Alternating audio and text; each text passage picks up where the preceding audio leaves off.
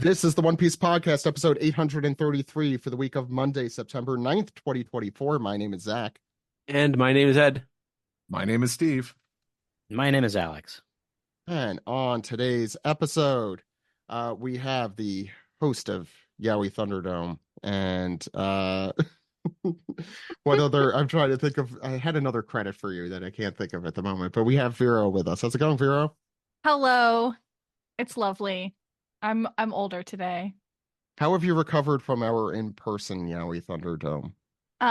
The stage fright went away. The stage fright, like, post anxiety that I get every time we do an episode went away, and now I'm chilling. So Yeah, great. I mean, we got the best picture of you that exists out of that. It was very so fun. Yes, there were some really good, fun, expressive photos out of that I loved. I can't wait until in 20 years you're teaching as a professor of Yaoi studies at a university. They Definitely gonna have happen. those. They have fan fiction classes already. I'm learning a lot. Speaking of learning for me, we have TikTok. I don't know what word you want to use. I don't want to use the word influencer without due course. But we have creator. I like that a lot more. I don't know why influencer popped into my head. TikTok sensation, right? There you go. Sensation. Katie is with us. How's it going, Katie? It's going great. Thank you for having me. Welcome. Yeah. So I'm trying to think if it's record time, but I know you read through all of One Piece in around 2 months, right? Yeah, it was just under 2 months. How you doing? I'm doing great after today's chapter. Yeah. So I also saw to catch up, I'm not on TikTok, as Vero has probably mentioned many times. But I saw that you had just caught up, and the week-to-week thing, which, trust us, is tough. That doesn't get any easier, really. Just you have to wait. But welcome. This is the thing at the end of the road. As we wait each week. But yeah, tell us about, how did you get into One Piece and what your One Piece journey was like? So I started out on TikTok doing book talk content and, like, primarily fantasy books. I'm very, very into Brandon Sanderson in particular. And so I was posting a lot about his books and also kind of posting about the manga that I was reading, because I've read manga like my entire life, basically. But I was like, okay, I want to read one of the big three. You guys vote, tell me which of the big three I should read. And One Piece is the one that won, but I also kind of like cheated and disregarded the contest because somebody compared it to The Cosmere by Brandon Sanderson. And I was like, okay, well, if you're going to compare it to, like, my favorite thing, then that means I have to read it. So that was why I started reading it, and just immediately was like, oh, this is different than what I was expecting. Greg always talks about Brandon Sanderson as well. Oh yeah, he does. And I knew I recognized the name. And if he likes his work, then Greg is one of our crew members who loves One Piece. I mean, obviously loves One Piece, but he like works for Shueisha and was sort of like a Cinderella story, like, fan who moved to Japan to teach English and then ends up working for basically the man who brought him there in the first place, almost. So it's sort of a fun little thing. But anyway, yeah, he's a big fan of those books in particular. So I think that's an interesting. Has he introduced Oda to those? That's, I guess, the question. No idea. That's a question for him. We should ask. So I'm going to ask you, I guess, these questions. But what was it like ingesting that much One Piece that quickly? Because you had. Were you reading on the website or the app or what? I was reading on the app, yeah. 1,100 chapters in 2 months. On my phone. Wow. That's crazy. That is crazy. Yeah, I mean, it was amazing. Definitely, like, as soon as I got caught up on chapter 1090, I think is what it was. And I immediately felt like the severe loss. Like, I didn't have any One Piece to binge anymore. And that was all I read for 2 months, was just One Piece as much as I wanted to. And then it was gone. And I was like, this is awful. Like, I have to wait like everybody else. I understand. They have all been reading for a long time, but I did what you did, but like over COVID. So like stopped around the middle of Wano or so. And I was like, what am I supposed to do with my days now? Reread it? And I just turned the anime on. Yeah. So I caught up week to week in like 2007. Yeah. Yeah, Thriller Wow. Bark or Sabadi, I think, was around. No, it You was were in during Enies Lobby, Ennie's right? Lobby. Yeah, Yeah. it was. Yeah. Skypiea for me. I So could have caught up during Eddie's lobby, but I was a stupid head. Yeah, I just read spoilers. I'm like, cool, now I know the story. And Oh, you were one of those. everybody's got Yeah, their own journey, This man. is dirty laundry I was not aware of. I really disjointedly consumed One Piece, and I wasn't reading week to week till like towards the climax of Thriller Bark. So that was like 2000. That's what I did too. It was around then. Yeah, I watched the anime from the beginning up until they landed at Ennie's Lobby. It was 08. 09 was when we started, and that was like smack in the middle of Impel Down, so I doubt it was Thriller Bark. Yeah, it was Sabati in the anime when we started. Anyway, this is very minutia, whatever. We're commiserating. Yeah, so why don't I ask you our usual questions, because I think we'll get a lot of the answers that I was going to ask you about your read through in it. Okay. That to say, I did the math, and that's like on average around 18 chapters a day, so that's pretty good. When I got to Wano, it was about 20 chapters a day. Before that, though, there were some days where I was sitting down and reading like the 100 chapters that you can read on the app in one day. Like I seriously had brain rot. Yeah.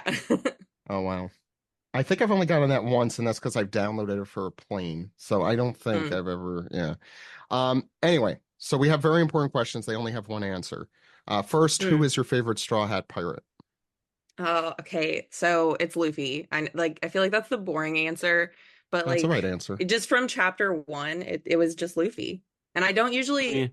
It's not usual that the main character continues to win popularity polls, but in One Piece it does. Yeah, exactly. Yeah. The second question is, who is your favorite antagonist in One Piece? Oh my God, that's hard. Okay, so I'm very biased about this. I feel like some days my answer is Doflamingo just because I think he's very compelling, but Kaido, a dragon, and I love dragons, and like I'm a simple girl. I like dragons. I think that's a great reason. But I guess if we're counting every antagonist, I have to say Kaku.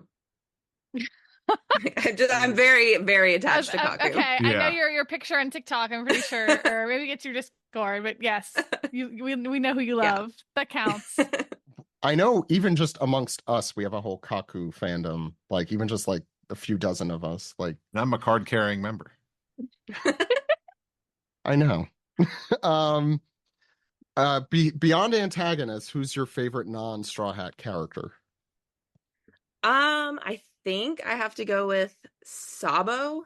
It was very special for me. I didn't get spoiled for anything except I spoiled Ace for myself, but I did not know that Sabo even existed when I was reading One Piece. And so then I get to post Marineford and I'm like, this kid is amazing. I love him. And then I thought he was gone. And I was like, no, he has to come back. And so him coming back in Dressrosa was very special. I love Dressrosa so much. And it just felt so right. I'm also very attached to the Revs as a whole group, as a whole faction. So yeah. I should have given you that page. Although Kaku, as we said. Yeah. So this might answer the question, but what is your favorite arc in One Piece? It's definitely Wano. It feels like such a big epic fantasy. Like it feels like the books that I grew up reading all contained in a manga arc, and it just it was like life-changing for me. I really, really love it. I'm wondering, you might be one of the first people we've had on that marathoned Wano. Mm-hmm. And I'm just super curious. So I want you to imagine now that you're in the week-to-week experience, going week to week from 2018 through 22, I think is when that published. But Dressrosa for us was very painful the week to week. Yeah. I think it absolutely, yeah, the birdcage. It soured us on an arc that we liked at the beginning, and but so what are your opinions about, I guess, what are your favorite parts of what sticks out to you in Wano specifically? So I love I love Kaido being a dragon. But I also love the setting felt just epic. It felt so big in a world that was already very big. The cast of characters that are introduced in Wano, I really thought were super, super well done. I know that that's kind of the thing with One Piece is you're jumping from island to island, you're meeting new characters at every island, but for some reason in Wano, it just like stood out to me and made it feel extra special. And then I had seen pictures of Luffy, but it didn't mean anything to me. So that was a huge, huge moment as well. And I've definitely had friends tell me that reading Wano was painful week to week. So I think it really benefited me being able to just binge the whole thing. Do you have any favorite side characters from Wano? Oh yeah, that's a good question. No, not non-villains or Straw Hats. Odin's backstory is my favorite backstory in One Piece. And Momonosuke, I love him. He's precious to me. That's my son. Yeah, dragon, and he's pink. So yeah. The Vegapunk's biggest failure. The other, let's see, what other questions? What's your favorite? Oh, you haven't watched any of the anime. Not even gonna ask that. I've watched some of the anime. I've watched like a lot of the big moments. I'm currently watching it with my husband. It's his first time like experiencing One Piece at all, and we're a third of the way through Alabasta. Yeah, that's the good stuff. I love that stuff. Yeah. So you watched the early parts then. Do you have any favorite opening or ending themes? That's what I was gonna ask. Yeah. I love We Are. I don't like the one that was after that. I can't remember what it was called. I didn't like that one as much. Yeah. But we listened to it like almost every time because it came kind of like a running joke that we neither of us. It went a very long time. Yeah, it did. I remember at the time it felt very long. Believe is a product of its time. Really, it really is. Yeah. Yeah. If that's the one I'm thinking of, I feel like I'm playing DDR when I listen to that one. Yeah. Well, yeah, because it's a para. And you should watch Django's Dance Carnival as a theatrical animated short. Oh yeah, that is a good one. That's Alex. There's another Folder 5 song in that short as well. It's called Ready. It's pretty good. It's not the music that bothers me. It's just a very meh opening. Anyway. Oh, so I came up with a new question for this questionnaire, so I'm going to test it out on you, Katie. Awesome. Who is your least favorite character? And I don't mean like you're supposed to hate them, kind of. It's just like, this guy every time you see them or whatever. Okay. I mean, this is kind of a character I think you're supposed to hate, but like I hate him for a very specific reason. Caribou reminds me of if any of you have seen It's Always Sunny in Philadelphia, he reminds me of the McPoyle brothers. So he's Caribou McPoyle. Like from day one, I've been like, no, not him. Yep. Wow, I never put that together, but that is exactly correct. Sort of smells like stale milk. Yeah, he definitely does. Oh, I think the in vogue answer to that question these days is Absalom. Yeah. Good riddance. Those are both. Yeah. I don't think so. This is a new question. So when we have new guests on, we'll see. But I assume the answer is almost always going to be Absalom and Caribou. Those feel like the right answers most of the time. Like I can't think of anyone off the top of my head who I loathe more. Wanze, I don't like. The ramen guy who spits out noodles out of his mouth. What's wrong with Wanze? Yeah, Wanze is great. In the anime, his voice is... I guess I have another question as well. Now that you're watching the anime, do you have any favorite voice performances? Best voice acting? Ooh, so I've watched some in Japanese, and I love Luffy's voice so much. But with my husband, we're watching it in English, and I think that Sanji's voice actor is really, really good. Like that's how I hear Sanji in my head. Eric Vale, the voice of Trunks. A friend of the show, Eric Vale. Yeah, Eric Vale's great. Okay, I think those are our icebreaker / what do you call it? Whatever. My brain's gone. So before we get started, there were two pieces of news. One happened in Atlanta, so Vero obviously knows about it. Nope. Oh, okay. I guess I'll pull it up. There's Netflix is doing their I know you didn't know about it. I wasn't purposely. Anyway, they're doing their Opla is doing their Geeked Week thing in Atlanta, and Matt Owens, one of the showrunners, and Jeff Ward plays Buggy, will be there. I don't know if there's any information. I know they've been advertising that for the last few weeks with One Piece in it. I'm trying to remember what happened last time at that. They're definitely still in production, so I doubt it's a trailer. It's probably like one of those, hey, look at the cast, they're having fun. Do you think they're no real gonna news. drop the Nico Robin casting. Probably. Oh yeah, we haven't gotten that yet. Maybe hopefully Chopper casting. I'm most True. Chopper I want is the to one I'm see the most curious Chopper puppet because he better be a Muppet. puppet. It better be a Yeah, Muppet. the Muppet. I want to see the Yeah. Chopper Muppet. Yes. I'm Yeah, just I gonna want, go like, stand some- outside the building and be like, "Buggy, I love you," and then go home. That's all I need. So You yell out your window. yeah, I'm Buggy, I gonna love I'm you. gonna drive by very slowly. I don't know, playing Buggy's theme song. You'll find Put a Shanks co- one day. Like that. Put a car like a clown horn. Just shove as many people as I can in one car for the spirit of a clown. Yeah, we got this. That's I it. hate that. I hate that. You know, I used to do it all the time in high school. You get a hatchback, you can fit like 12 teenagers in there. Yeah, I don't doubt that you could do it. I just hate it. Unrelated. You're going to talk about this. Steve, assuming you and Sam are doing an anime recap tonight, I might be wrong, but in case you're not, I know the voice of Emu came out and the credit went to question mark. That's funny. Which I thought was fantastic. I love only mentioned this. I love the kayfabe. Yeah, me too. By the way, like the episode was about Leo and Sai, that whole thing. And then at the very end, they have this very monumental scene that takes a minute and 45 seconds for him to say one word, or her. We really know nothing about Emu and them. Perhaps as a plural, because they did kind of that like voice distortion thing. So we have no idea. I wonder how much Emu's true identity. Emu's true identity as a 4Kids fish man. I was gonna say 3 kids in a trench coat. Yeah. I saw a great post about Emu this week. It was basically kind of like a Pepe Sylvia board of like comparing what we know about Emu to that underbite fanged statue from Skypiea. Oh yeah. I still want that. That's the one I want. I do think that's a pretty good guess, yeah. Yeah. Oda would do that.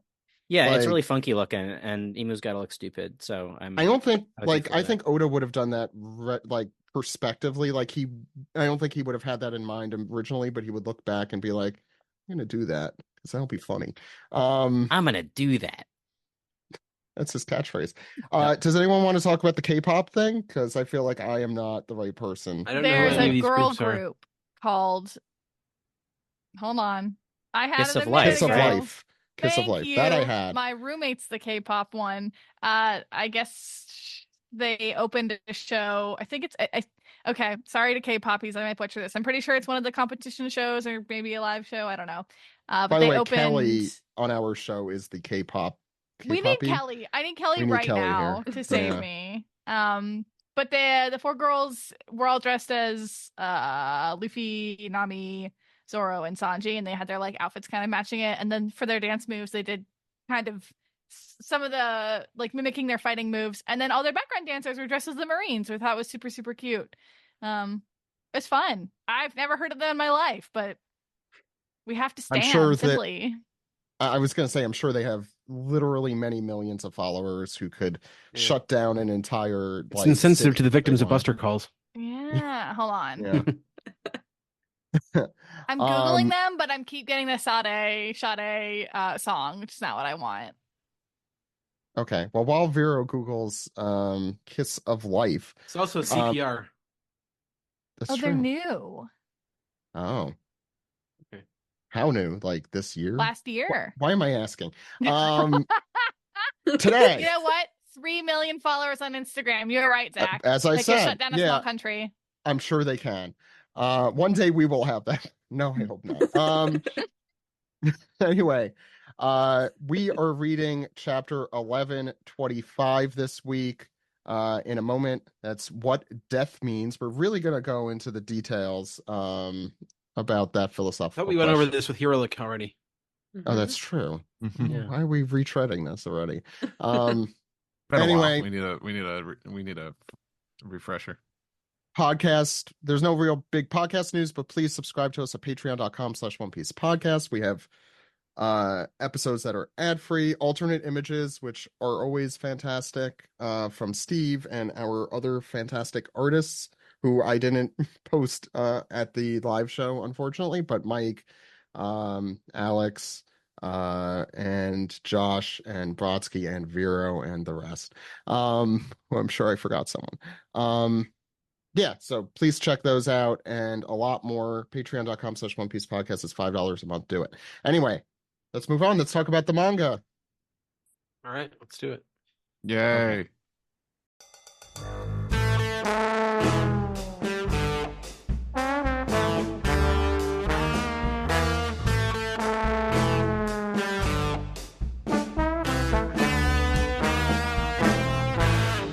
This is the manga recap for chapter 1125, What Death Means. This chapter and all chapters are available on shonenjump.viz.com and mangaplus.shueisha.co.jp. They're free, they're legal, they're available everywhere. Check it out. You can only read 100 chapters a day, though, so if you're doing a 2-month marathon, just keep that in mind. Ed, what's going on the front page? Well, actually, there are author comments first, so I will just do this. Go for it. So this week, Oda says, One Piece Day, One Piece Emotion. Thank you for all the events. They make me work harder.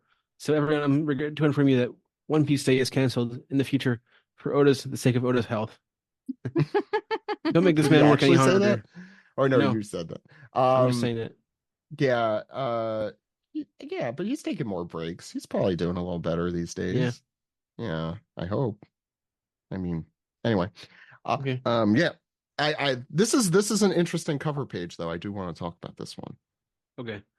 So this is Ogre Child Yamato's Golden Harvest Surrogate Pilgrimage, Volume 13, The Rebuilding of Odin Castle, and Foreman Minatomo's Disappearance. Poor guy. Yeah, what happened to Minatomo? He's missing, apparently. Can we get a refresher? No. Some of these character names.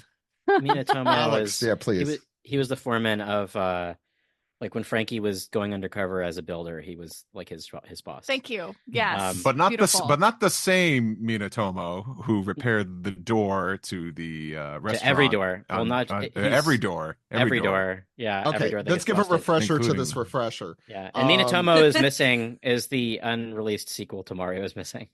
No, that's not. So very early on in like one of the first SBSs, Oda. A bunch of people like pointed out a bunch of mistakes, like when what's his name, the guy goes through the bar door with Shanks and Luffy as a little kid.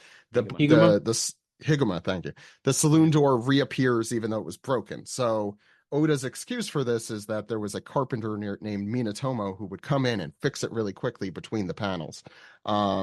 And this continued until this character. All these various Minatomos are descendants of the Minatomo of Wano. That's what it is. Yeah, apparently they're related to Minatomo and Wano. We all thought when we were reading it, he just brought this character back. He looks identical. But I don't know why they're not the same person. I guess Oda's saving that other one for something. It makes about as much sense as Officer Jenny and Nurse Joy, I suppose. Right? Yeah. So what do you think Odin Castle's going to look like here?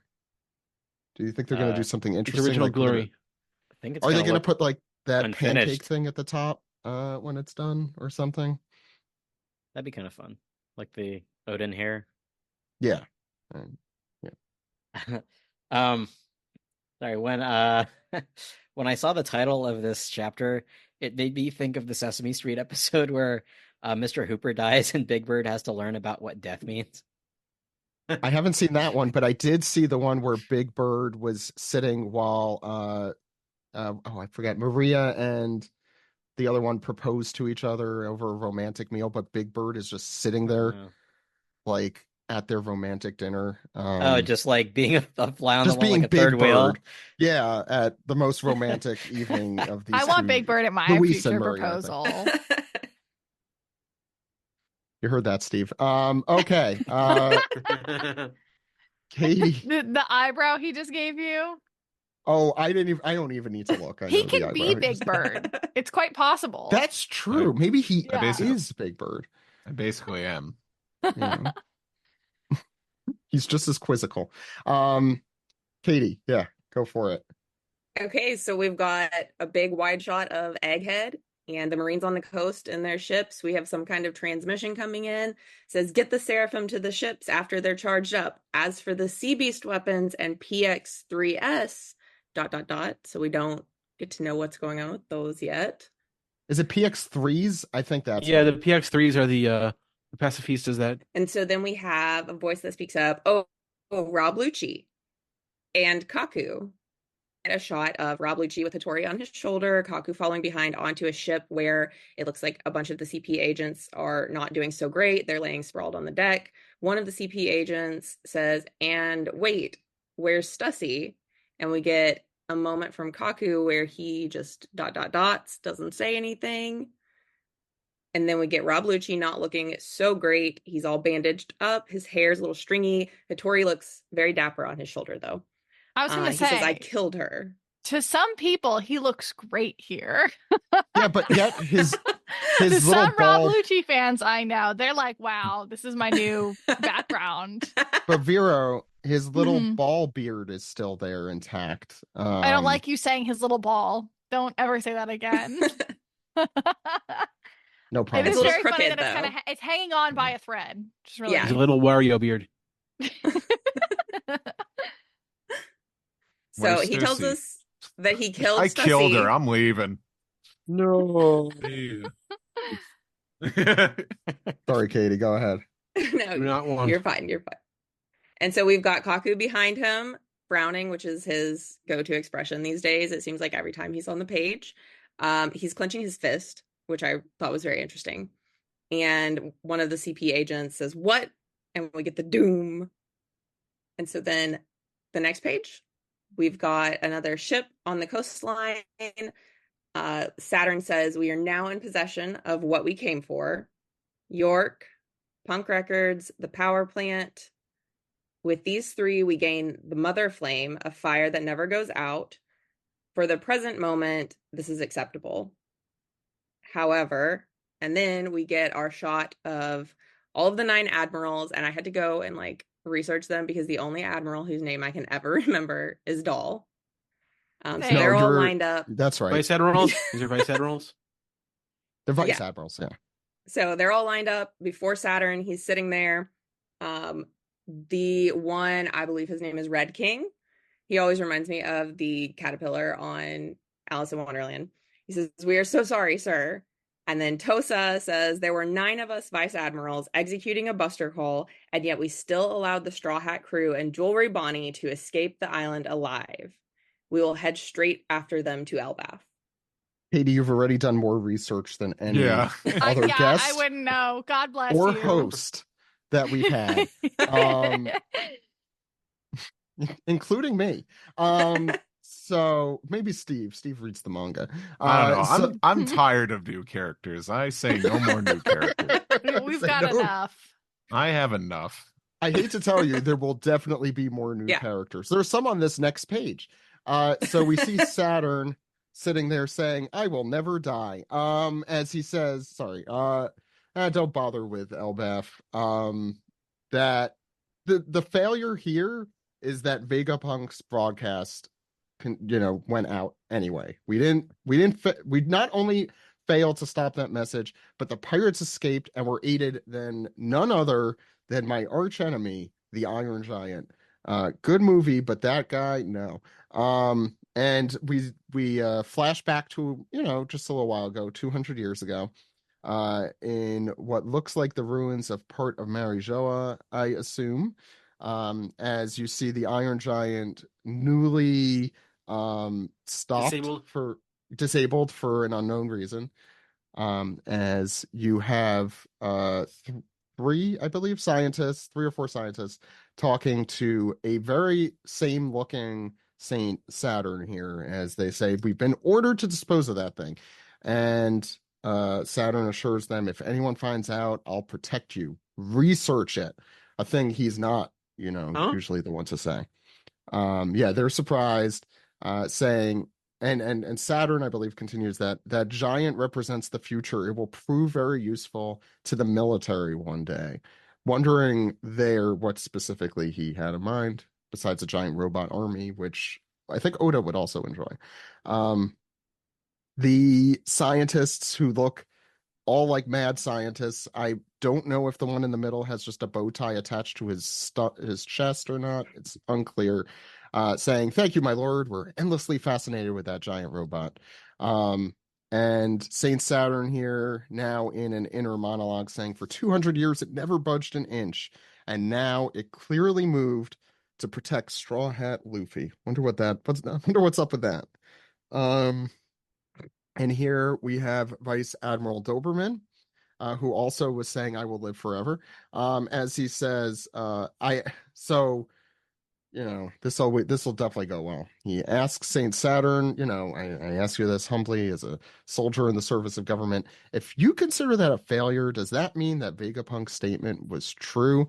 And we get a zoom in of a very pissed Saturn and a very about to be hit Doberman as he falls to the ground, and we see his hair in full, I guess, upside down and bleeding, as he falls to the ground. And I'm gonna ask Katie which Vice Admiral is yelling there again. No, I don't remember that one unless it's Tosa. No, it's not. Guillotine. Is it Guillotine? I think it's Guillotine. Oh yeah. I'm gonna call him Big Beard. It might be. Yelling for Vice Admiral Doberman there. Vero. And we are back at Egghead. Get the medical team now, Vice Admiral. I don't know why I said back. Sorry. And then we hear somebody. Nope, I'm wrong. These are the island clouds. Yeah. I was like, I read that as Huff, and I was like, somebody running? No, it's the clouds puffing. I'm really good at reading, you guys. Vera read the chapter before this stuff. I'm tired. So am I. You have an excuse. I really don't. And there's some puffing, and there's clouds being made inside the lab. Ugh. What's this? Island clouds? Oh no! The island clouds are multiplying.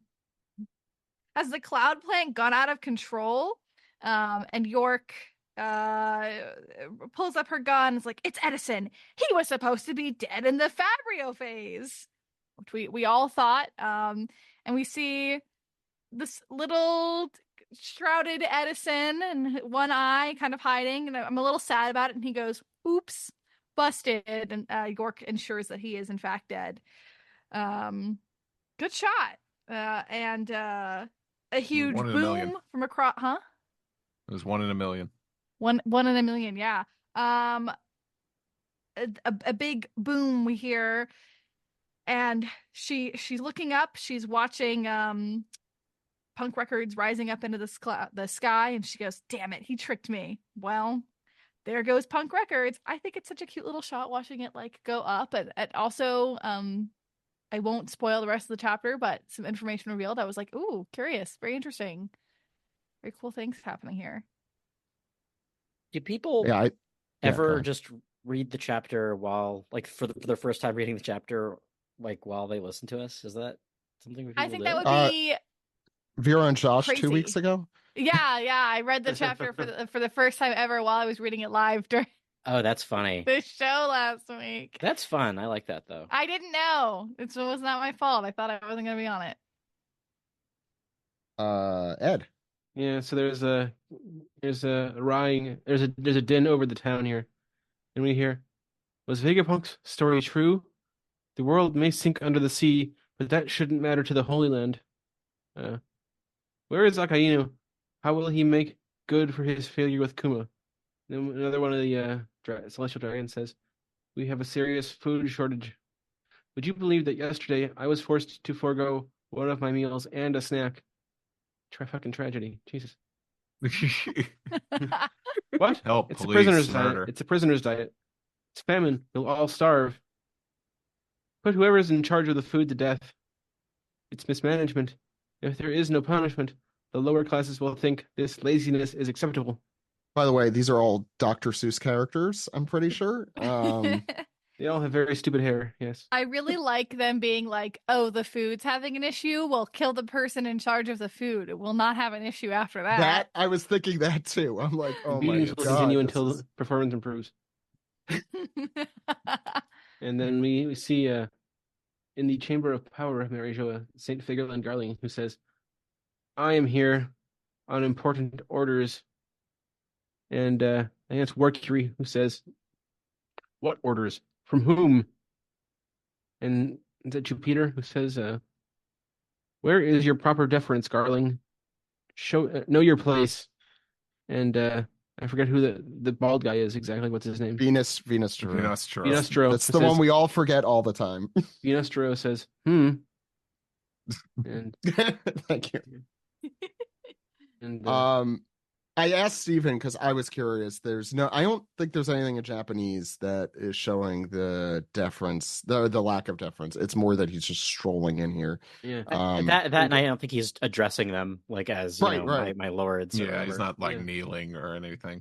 Yeah. Garling here, he takes off his aviators and says, "Vegapunk York is henceforth my direct subordinate as I assume the role of Godheads of science and defense." And Mercury says, "You mean?" And we cut to a wide. That's Mars. Mars. Sorry, yeah. Marcus. Both Mars. red planets. Yeah. And he sits in Saturn's seat, and this assuming his role in the Jedi Council. Sorry. We grant you the status of elder. You do not have a throne on this council. What? He's got the big Kiadi Mundi head too. By the way, Alex, I just watched both of those live readings, so this is very much on my brain. Yeah, they're very funny. Sido Dias, yeah. Yeah, Sido Dias. Garling is here to ask to propose about the droid attack on the Wookiees. I'm surprised Saturn's not trying to call in here in his blue hologram form and be like, hello. I'm still he's his hologram is over Garling, hello, rude. You know what? So sorry, Steve, to interrupt, but I'll say that we do know Oda is a big prequel fan. To drink that in, as you will. But I don't think that his design has any bearing on that. No, not the design, but there is something about the political intrigue of this that is similar to a lot of that, although much better written than that. I don't know. Ever been to a writer's room, Zach? It's just a bunch of people sitting down. And then ordering lunch. Yeah. Garling is so what are we getting today? I'm surprised there's not a Nerf gun in here, or a trash pail with a basketball hoop on it. Yeah. Yeah. Anyway, we get this kind of this wide, kind of almost silent, this very sterile shot, but we see Garling sit down in this chair and he says, "The world will be thrown into chaos on a level we have never seen before. Let us do the utmost to improve it together, my fellow elders." And doom, he gets a brand spanking new little Oda box here. 5 elders, Saint Fingerlin Garling. Wait, can the 5 elders see the Oda box? That'd be funny. I like that. Yeah, let's go with it. That AR crap, just kind of just jittery. Oh god. But this is a bombshell, and this is God, I just had it because it's not Mercury, it's that's Jupiter. Jupiter. Just remember, he looks like a Peter. He kind of does look like. Oh, okay. Yeah. Peter. Jupiter. Kind of, he reacts to this in shock and he starts to sweat a little bit. News to them apparently, but wait a minute. Isn't Saint Saturn still alive? We go back to Egghead Island and and from a wide shot, we start hearing yelling, "Saint Saturn!" And some screaming, and everyone's like, "What's the matter?" And we cut inside, and he is looks like he's choking, but also just this black smoke is billowing out of him. And someone calls for a medic, and Dahl is shocked. He looks like he got that poison from Game of Thrones. Someone do the Heimlich. Come on, he's doing the universal sign there. The vice admirals are powerless as they just look on, and we just hear, "This is an emergency. Nothing must happen to the highest authority in the world." We're all gonna get questioning, is he sick or something? All right, what do you need, Saint Saturn? Water? Wawa? I imagine him in my head. The screaming is Professor Xavier from the X-Men cartoon from the 90s. Ah! Alex. Yeah. So we go to the next page, and we can see that he is further deteriorating.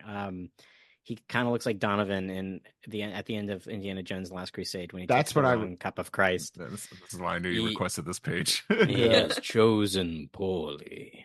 It's also kind of Raiders of the Lost Ark, this whole thing. Kind of. But yeah. Yeah, I mean, at the end of all those movies. Don't look, doll. But yeah, so he's deteriorating. He looks like he's rapidly aging, and he's like and continues to scream. And I think his inner monologue is just him saying, "Have I been?" And all of the vice admirals look on in horror. Red King in particular goes, "Huh?" As we see Saint Saturn continue to deteriorate.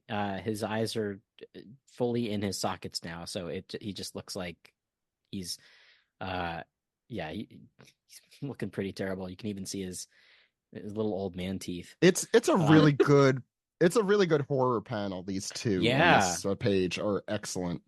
Yeah, I'm loving and the it. silhouettes. Yeah, it's like McDonald's. I'm loving it.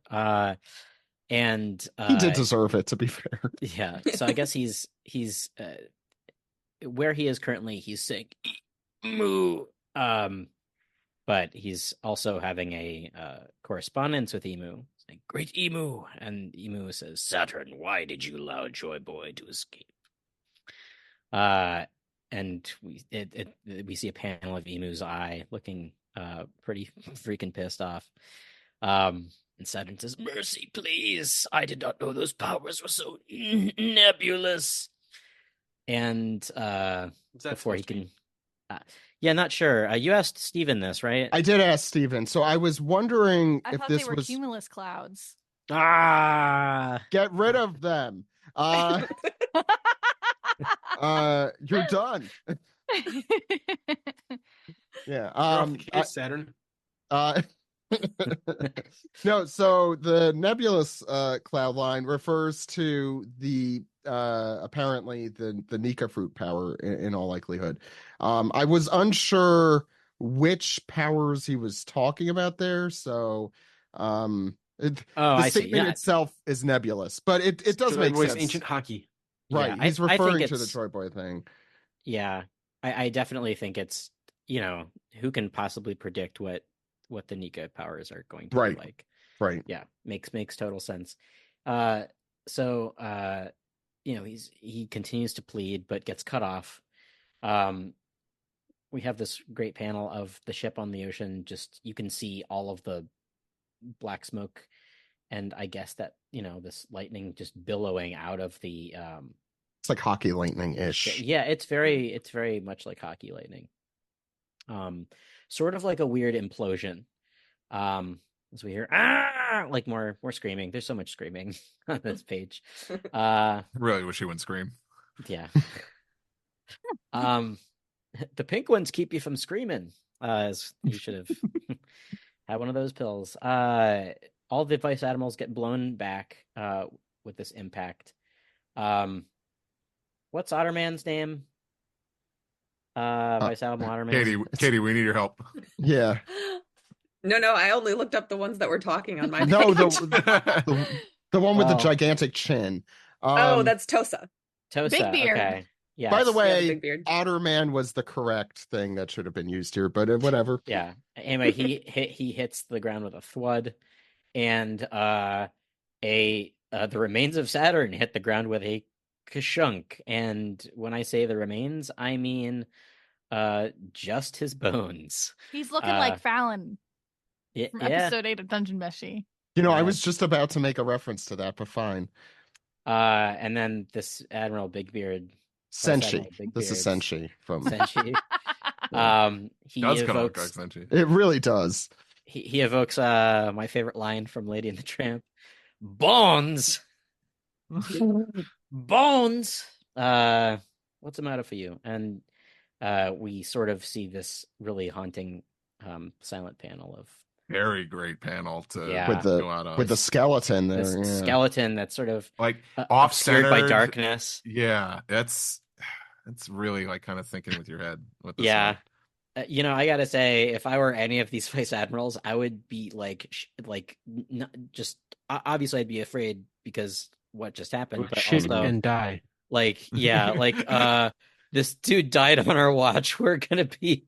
That's what I was thinking. I think not only that, like you start to wonder. You see shit like that, and it's like, are we the baddies? Like,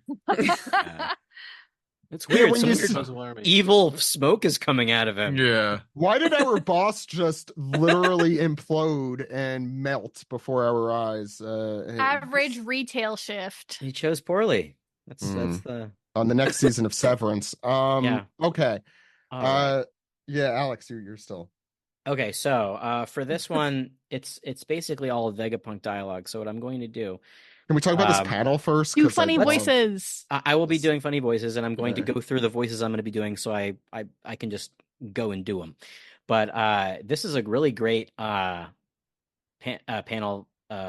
This is basically a spread. It's like a 3/4 page spread. Really good. Of the top half of the egg.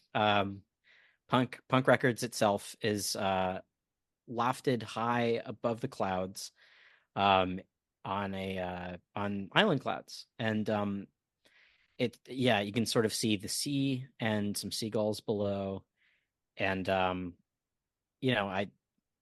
pretty cool that we get to see these see all this stuff live on. I'd say also, I think we said this at like the beginning of the arc. I don't remember who here said this, but the cloud computing thing, literal here. We were wondering how Punk Records would survive, and we just upload for that pun. He just uploaded it into the cloud. That's literally uploaded it into the cloud. Yeah. So super good. All right, so all the Vegapunks that are still alive, that would be alive by virtue of their spirits or whatever. That would be Shaka, Atlas, Pythagoras, and Edison. So I'll be alternating voices here. Shaka will sound like this. Atlas will sound like this. Pythagoras will sound like this. And Edison will sound like this. Perfect. I love it. Yeah. Katie's face is perfect. froze on the thing, so I'm like, that's yeah. They're not great voices. They even froze for a moment, so I was just like, wow. Okay, so really not a fan. Yeah, so basically Vegapunk the Vegapunks are sort of talking to themselves within the body of Atlas, I suppose. So so we weren't able to seal the labo phase. Damn it, York blocked us. Our mental waves will reach anywhere, though. York still has access here. I know, but it's better than physically handing it over to her, right? Let's work together to manage this genius brain until the day humanity can wrangle it themselves. That will take 500 years. Did you make the island clouds the floating type? Course, as far as the world knows, Vegapunk is dead. Now we can tour the globe at our leisure. But we don't have funds or materials, so we can't invent or develop anything. Hey, that's what friends are for. So we see Edison put something on with a kershunk, and we zoom out to see that Edison is now Edison's head is on top, is attached to Shaka's body, with Atlas's left arm and Pythagoras' right arm. Some sort of messed up Mr. Potato Head. They said York can rot. Yeah, they basically do. They'll say that in a second as well. Yeah. So Alex, I need you to narrate all the books that I read ever from now on, please. You got it. I will do. Make Pythagoras my favorite character of the series, just with that voice. I wish I had a better toy example, but like when I first saw this, I immediately just thought of the Inspector Gadget Happy Meal toy. Oh yeah, yeah. I have to look that up. Like this looks like something you go to like a fast food restaurant and you get like one part comes with your meal and then like you collect them all to form one super toy. Oh my Yes. God, it is that. It's a Vegapunk Happy Meal toy, is what it is. Yeah. This is just what I did to my Barbies as a kid. Yeah, I mean that's You did a Sid from Toy Yeah, Story? Yeah, I was about to say, absolutely. Yeah. if Sid Phillips from Toy Story owned Sid all Phillips the is Vegapunks. just an 8-year-old girl. Like His that's... name wait, he has a full name. His last name is Phillips. Yeah, don't you remember? It's like Fuck you. I'm Don't talking you to remember? you, Sid Phillips. I thought does he say that? Shit. Yeah. Wow, I guess I just No. sort of glossed over it because, it's Steve, your he's knowledge is endless. having an existential crisis. My big takeaway from Toy Story is not a flying toy. That lives rent free in my head. Anyway, let me finish up this page here. No. So Edison looks pretty cool, I think. Yeah. This is or I like guess if a kid went nut if this is someone went like into like a Build-A-Bear like on like Yeah. shrooms or something, Yeah. Look at what I mean. Or what is it like what are the dolls, Vero? Like American Girl dolls? You Oh my don't God. assemble American Girl dolls. They come with their No. own backstories and cultural clothing. Yeah. Well, this is and like, if you made your own. Well, if you made your own, though, it would just be like and Frankensteining them with like G.I. Joe and it wouldn't be as jarring as this. This is Announcing the 2025 American Girl doll, the Fujoshi doll. yeah. the Edison Anyway. for Joshi doll. Yeah. Yes. Go ahead. So anyways, Edison goes, how's that?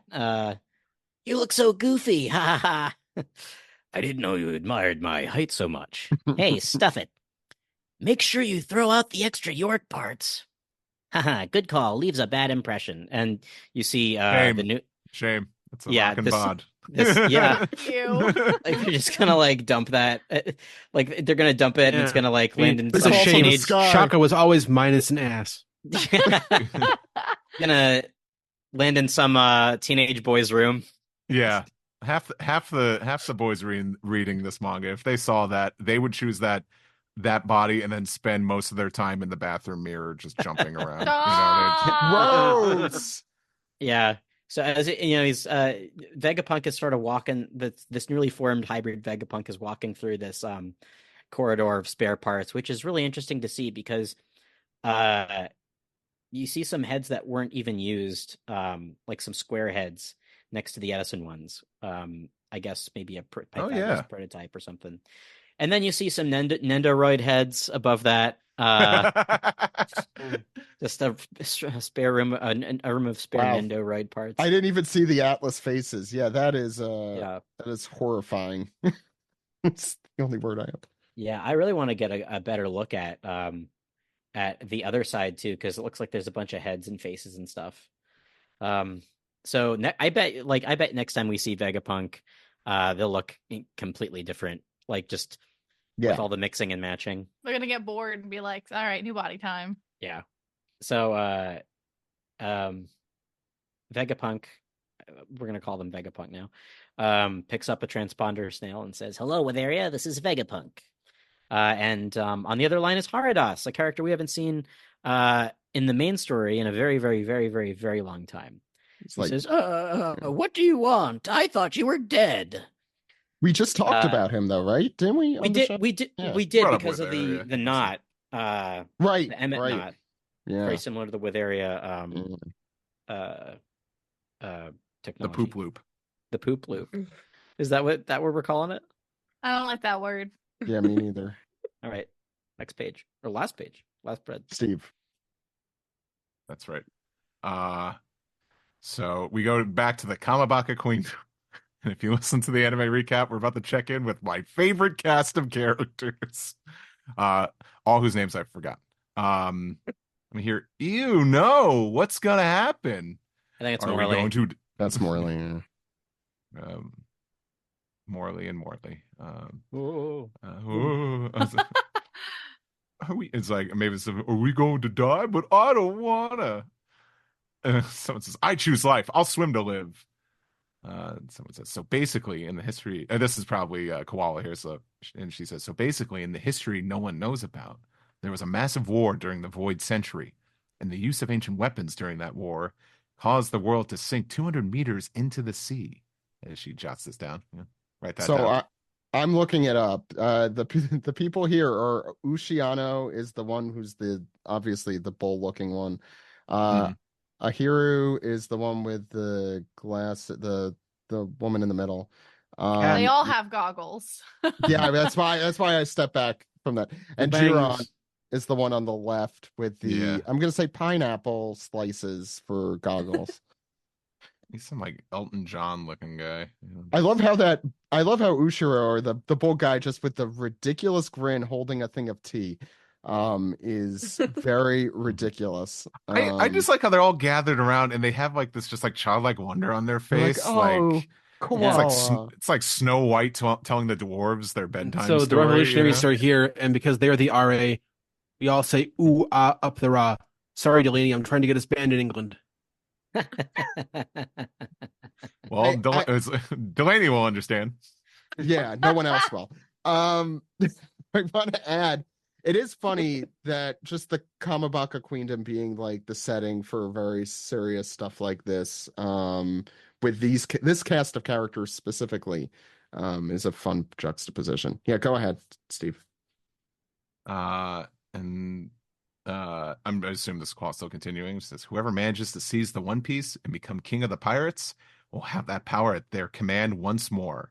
And Bella Betty here says, and we can't sit around waiting for that to happen. World sinking into the sea. Sabo chimes in and says, and when you consider that the celestial dragons live at the world's highest elevation on the red line, because they think of like, oh, we're good, we're just, we'll be above it, and anyone tries to climb up, we'll just, we'll kick them down, and then this is like an interesting bit of like dialogue here. Ivan Kopp says tequila wolf, vodka wolf, rum wolf, bourbon wolf, all of those mega structures that they've had slaves constructing going back 700 years. So now I guess we finally have a hint on what was the deal with Tequila Wolf. Gotta admit, Tequila Wolf, much better name than the other three. I thought that was a Metal Gear character. What about Tequila Mockingbirds? It's hard to miss when you're this drunk. Vodka Wolf. Vodka, sounds like it has to be Vodka Wolf. But whatever. Yeah, go ahead. It's and then Karasu here says all these things now hold a new meaning. And who's this? As readers are saying, it was Ginsburg, or was it Lindbergh? Ginsburg. It's the notorious Lindbergh. Is what this I don't think about you at all.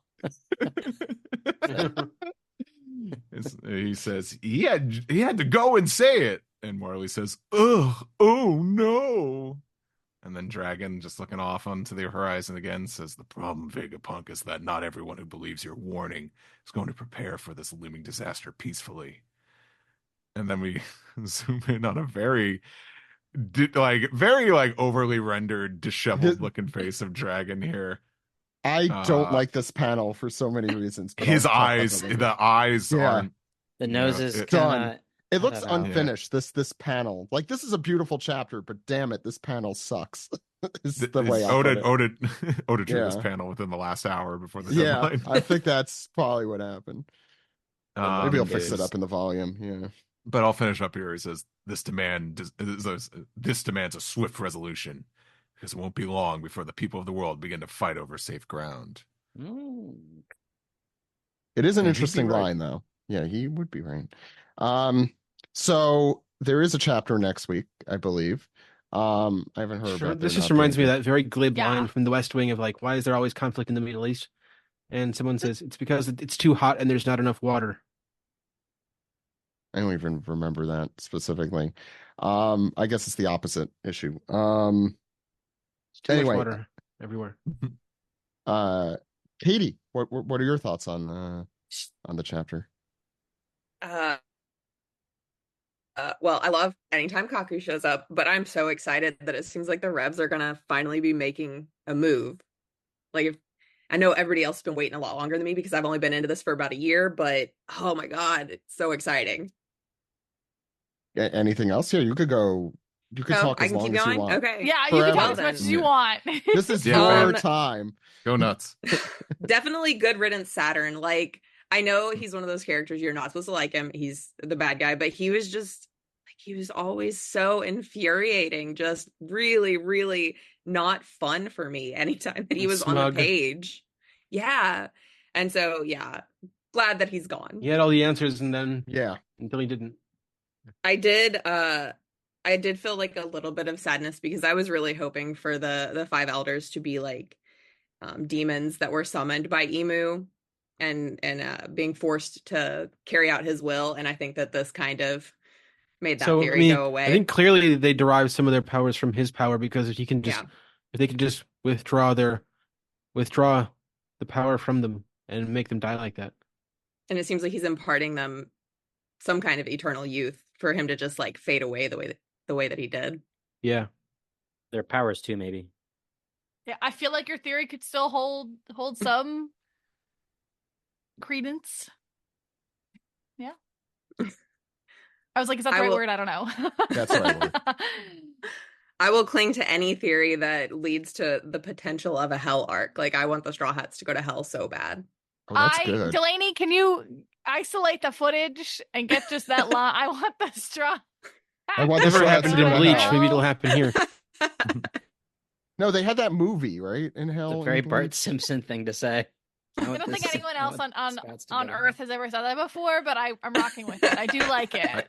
I can't wait for Luffy's punishment to be, so you like meat, eh? We'll have all the meat in the world. And I guess Impel Down in a way was kind of that. But I mean, it's we are kind of going. That's mostly just marketing, though. Yeah, fuck Elbaf. I want them to go to hell now. they things have been getting more fantastical, so I don't think it's unreasonable at this point. Mm-hmm. We got these big holes in the ocean. They could just like fall down one and see what's down there. I'm just saying. I really liked that this did tie into what Hiralux said, like when does a man die when he's forgotten?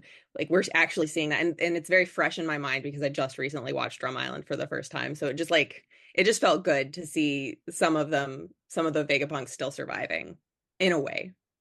Yeah, they remember everything with their computer brains, and also the giant brain that exists there somehow still. Yeah, for no reason. Good. Anything else, Katie?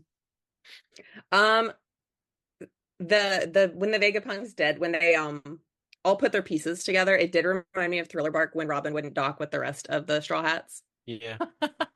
Well, they're not humans, so it can't be offensive to them as human beings. But I think that's all I've got for right now. Okay. Free to interrupt whenever. That's the motto of our show. Vero, your thoughts? I mostly left this chapter just really excited. Like we knew oh my god, I'm running through all their names. Lilith was like, yeah, they're not technically dead. They're still gonna talk to me by brain. And I was like, we love that. We love a girl who's like, I've got voices in my head. So seeing all of them like chit-chatting, I thought that was so cute. It did also, the first thing that popped in my mind when they were like, oh, you made the floating clouds, right? Like you made sure that, and I was like, how does this relate to Skypiea? How can I make all of this relate back to Skypiea somehow? Because did Vegapunk create Witheria? That makes me, or vice versa. Maybe it was technology he acquired from the Witherians. Yeah. Yeah. It's a good question. Yeah. I didn't have a lot to take away from this. I feel like I don't have many differing opinions that I did 2 weeks ago. But I was just mostly excited for seeing more Vegapunk content and or like, you know, more of them and hopefully like we will continue to see them throughout the story now, because like if Lilith's gonna hang with the Straw Hats and they get to go be floating in the sky, they can have their little castle in the sky moment. I think it's really cute also that they were like, oh, we can't afford to do experiments, so we have friends. And I'm sitting here like, what does that mean? Like, are you going to experiment on your friends? What's where are you going to ask them for funding? What does that mean? But I don't know. It's good. Cool to see one of the five elders bite the dust. In the same moment as he's just killing one of his subordinates without any thought, and then he's like begging for his own life. It's like you don't even have the mental connection of like you view life as so little and insignificant that you'll just kill anyone over angering you, but you think that you deserve the why are you the exception? You fuck up once, it's over, you know? So he's above everyone. He's better than everyone, but then he is. What's Fingerland? What's his name? Figaro? Sure. You know? Figarling. Figaro. Okay. Figureland Garling. Figureland. Fingerland. I've been watching too many Elden Ring videos. I got fingers on the brain. Oh, right, because you find the fingers and they you're finding the fingers. How many? Yeah. Anyway, the face you gave me, I was like, listen, I didn't write the lore. But excited to also kind of see him jump into that spot. And it makes me wonder if anyone else were to bite the dust, who else would be able to fill their position, or why is he able to do this? So I feel like I left with more questions. That's my bit. I like the what are friends are for. That's what friends are for. That I forgot about how funny I thought that line was on a first read. I'm like, what does that mean? Yeah. We're gonna mooch. We're gonna mooch so much. That's what friends are for. That's true. Alex. Yes. Yeah, great chapter. The weight of it, really. Like, I didn't even think about the Hyrule connection until you mentioned it, Katie. I guess he's already been replaced, so yeah, he's forgotten. He's dead. Pretty cool there. So Lucci is posturing, right? He didn't actually kill Stussy, I don't think. No. It's almost definitely a posture. She saved their asses, I feel like. So this is a, I'm just sorry, Alex. The thing I forgot about that, but the Lucci's expression makes me think that Kaku, and also Kaku's expression, that Kaku let her go, and Lucci's really pissed about that to Kaku, but Lucci has some allegiance to Kaku, like, or some brotherly, fucked up bond there. And that's why. You can say romantic. Yeah. Fucked up. I was wondering if there was like a romantic thing between Kaku and Stussy, or if he wanted that, or if he had a crush on her or something. Oh, it's a romantic triangle. Oh, weird. Lucci's like, you bitch, that's my boyfriend. Yeah. I think, that is what he's saying. That's the triangle. There you go. You asked for it. Yeah. So obviously we'll see Stussy again at some point. But this sort of lends credence to the theory that, Lucci does have a heart after all. Here's a question for everyone. Who will we see first, Miss Buchan or the Stussy, current Stussy? Oh, Miss Buchan. Yeah, I think. So. The last time you mean like in the story? Yeah, in the story. Last time we saw Miss Buchan was she and Marco were ready to they were gonna go to Egghead, right? To find Needle? Yeah, maybe. Mm-hmm. Yeah. So it's very possible we'll see them in like an interstitial, like in one of these in between chapters here. But yeah, so Doberman might be dead. Who knows? But yeah, Saturn, he dead. What a grisly death. Never before in One Piece have we seen such a thing. Pretty dope. Yeah. All things considered. I wish Saint Figurland Garling's name wasn't so fucking hard to pronounce. Yeah. Fingerling. It's a really stupid name. Finger licking bad. Yeah, it's not even finger licking good. You can call him finger licking garlic. That's a finger licking. No, garlic. someone else. Garlic is licking the fingers. Yeah. Garlic Jr. Tell me, garlic licked these fingers. Yeah, I'm gonna give. Yeah. I'll give credit to where it's due on this piece. Someone did already use finger licking potato. See, great minds think alike. Yeah. But yeah, it's a bad name. I do like the idea that was posited just a moment ago that perhaps Vegapunk ended up getting the technology from Witheria. for the island clouds, which totally makes sense because Kuma clearly has been to Witheria. Any because of his power, any place that we've seen him teleport people to, he's been as well. So by virtue of that, maybe we'll see some sort of it would explain why it was inexplicably missing from that Kuma flashback. I bet like he had it in mind, but stuff like that ends up on the cutting room floor. Or no, it might be that he was saving it for this instance. Yeah. One more thing about Fingerling Garling. They all have stupid names, the 5 elders. They all have the worst, absolute worst names you could create in fiction. So why not? My thing about that too is Steve, go. Probably because they're like hundreds and hundreds of years old back then. Right. I think that's what except for him. Garling of years ago. Is. Yeah, people were named really stupid things. Like the one that really like bothers me, aside from Ethan Baron v. Nustro, is I like that one. Well, Penis Jiro. Sorry, Vero. No, there you go. You saw me. I saw your face, and it's like they just want to make that joke. They just want to make that joke. Like Jupiter, just call him Jupiter. Like people have like crazy ass names in this series. Just naming the planet. I think if we're gonna call the other one Penistero, we can call Jupiter what we call my cat Jupiter, which is Poopiter. Oh, Poopiter. There you go. Yeah, I like it. He does look like a Poopiter, and it's a callback right there. Yeah, go ahead.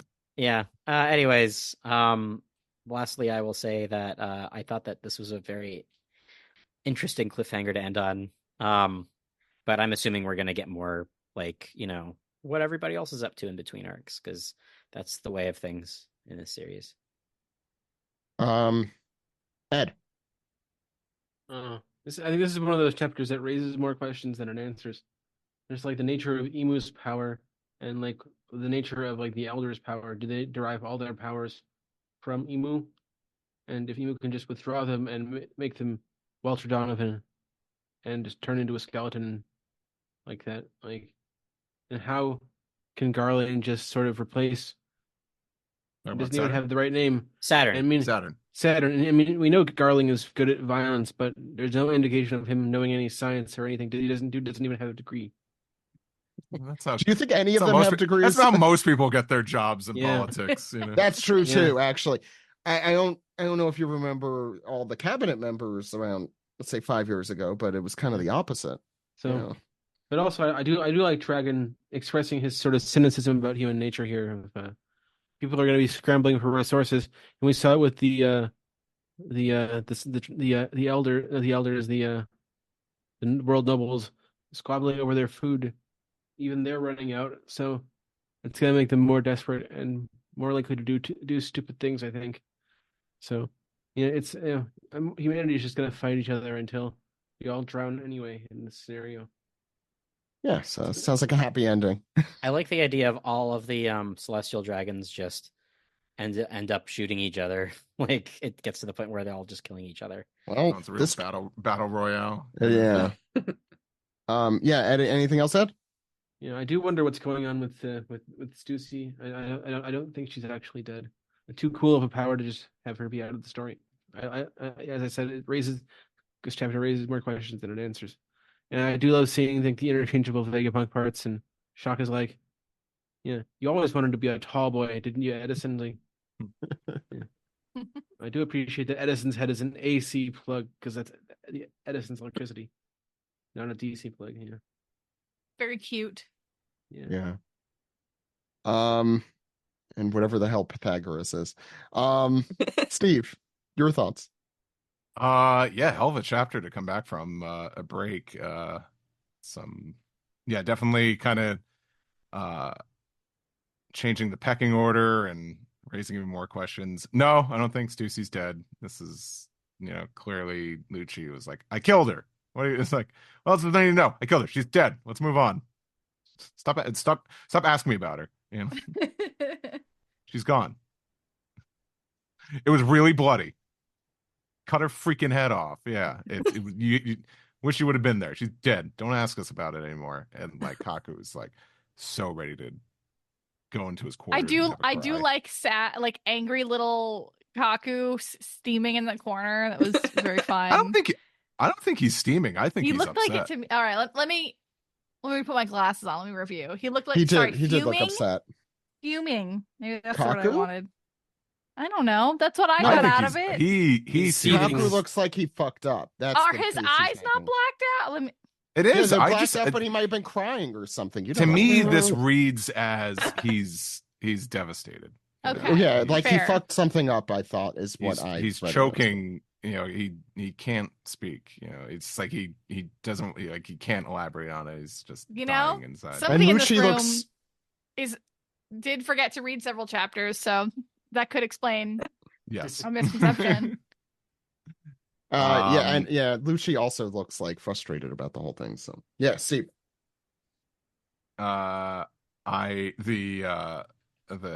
Garling promotion was crazy, but I think Oda did such a good job with it, because instead of showing Saturn dying first, he chose to reveal that Garling is now one of the 5 elders, so that it instantly fills you with a sense of dread. You're like, wait a second, what does that mean? The implication that all the elders were once just regular human world nobles. It's possible, yeah. Because I no longer think we're dealing with like a father homunculus situation here. Because, not quite.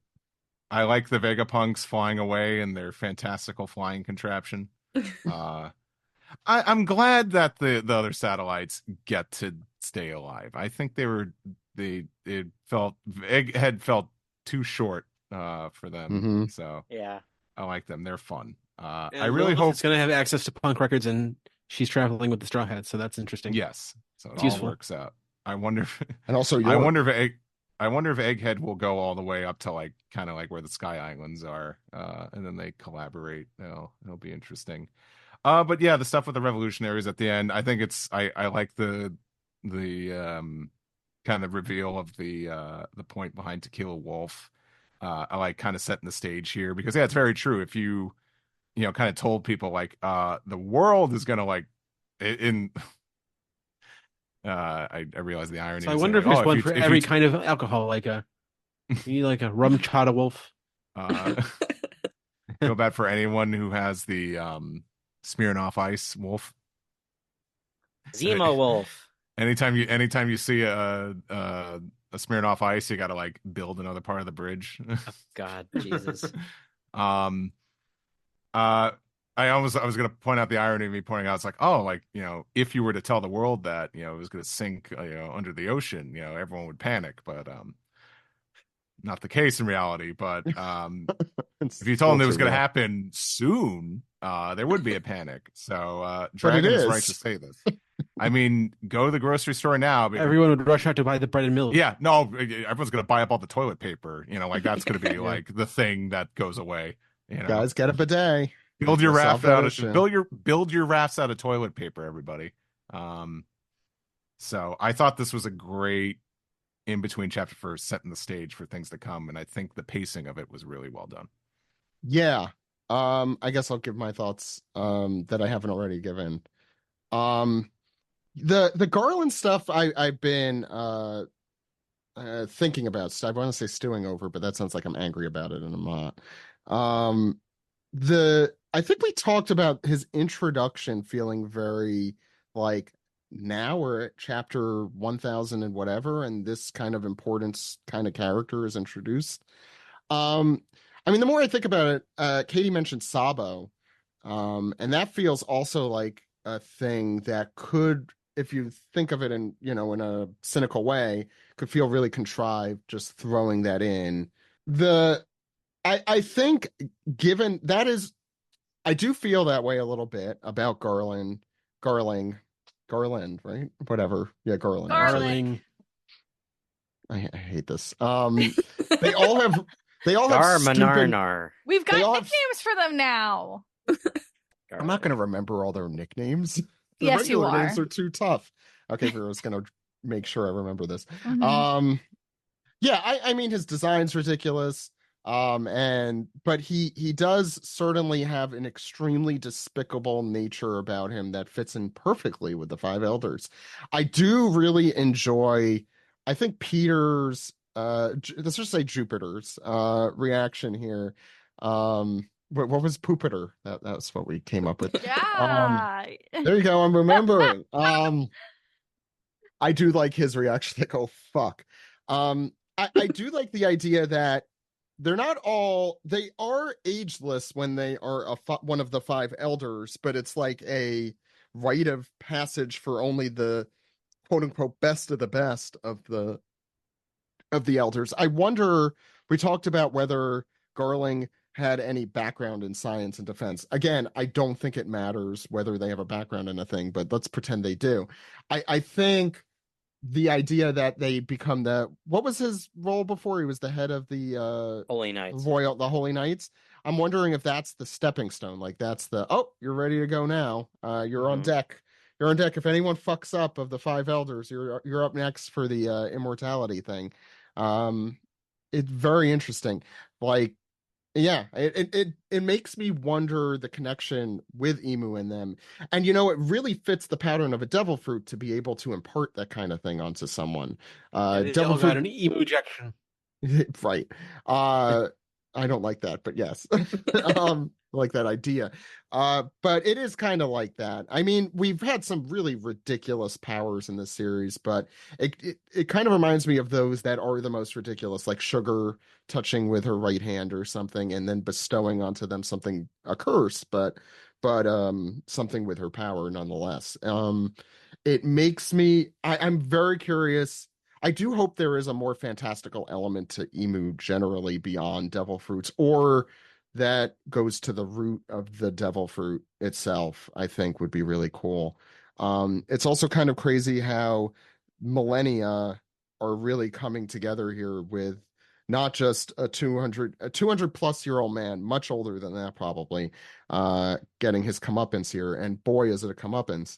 But also the stuff with the bridges. And I remember that is like one of the mysteries that has really, I don't want to say bothered me, but like really vexed me since it happened after Marine. Yeah, what's up with that? Exactly. That's what we were saying.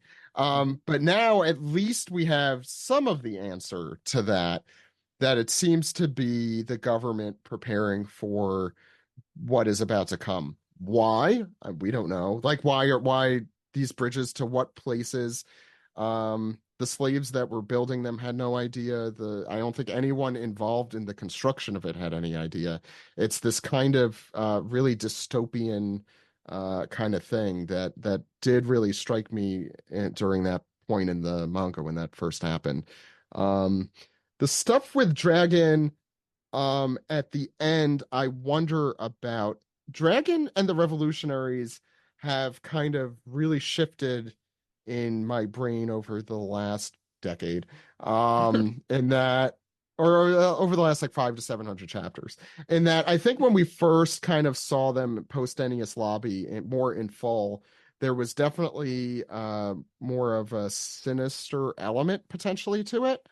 I think the more we see them, Oda, for whether you think story-wise is a good or bad thing, is definitely trying to. They feel like we're just good guys trying to bring peace to the galaxy. They're taking a very dark view of human nature, which I think is appropriate. Yes. No, he's realist. I think he's a realist, but his concern here isn't with a revolution. Ordinarily, and in what we've seen mostly, it's the liberation of a people. It's through force. Well, he thinks this is going to be a bad consequences for everyone as they fight over resources, but ultimately, the point is that this is the Celestial Dragon's fault. They did it. No, I get that. Whatever they did in the Void Century, they did it.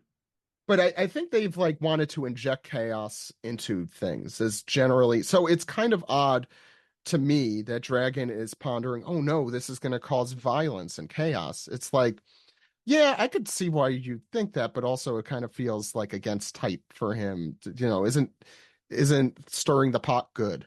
No, I think his whole point is it's just it's just a matter of now things are just going to be all over the place instead of like focusing on the central line of overthrowing, the world government. Yeah, but you now can't you're going to have peace until we clear away what came before that was keeping everyone down. And now, but now focus is going to be scattered because now you're going to have all Yeah. these different classes fighting each other just so they could live on in a post-apocalyptic world. So instead now, like the like the mission statement is still the same, but now things have gotten muddy. And I agree, but at the like same there's time, not like the people aren't like there's not going to be enough focus, because now instead of thinking like prioritizing, oh, we just got to like throw off the government, there's going to be people fighting amongst each other. I agree, but the thing that I find curious though, just about the revolutionaries' reaction, is that I feel like overall this Vegapunk message should be extremely good news for them.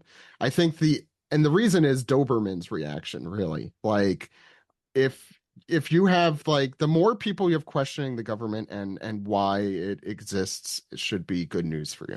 That's all I'm saying. I'm just a little I was just a little confused by that.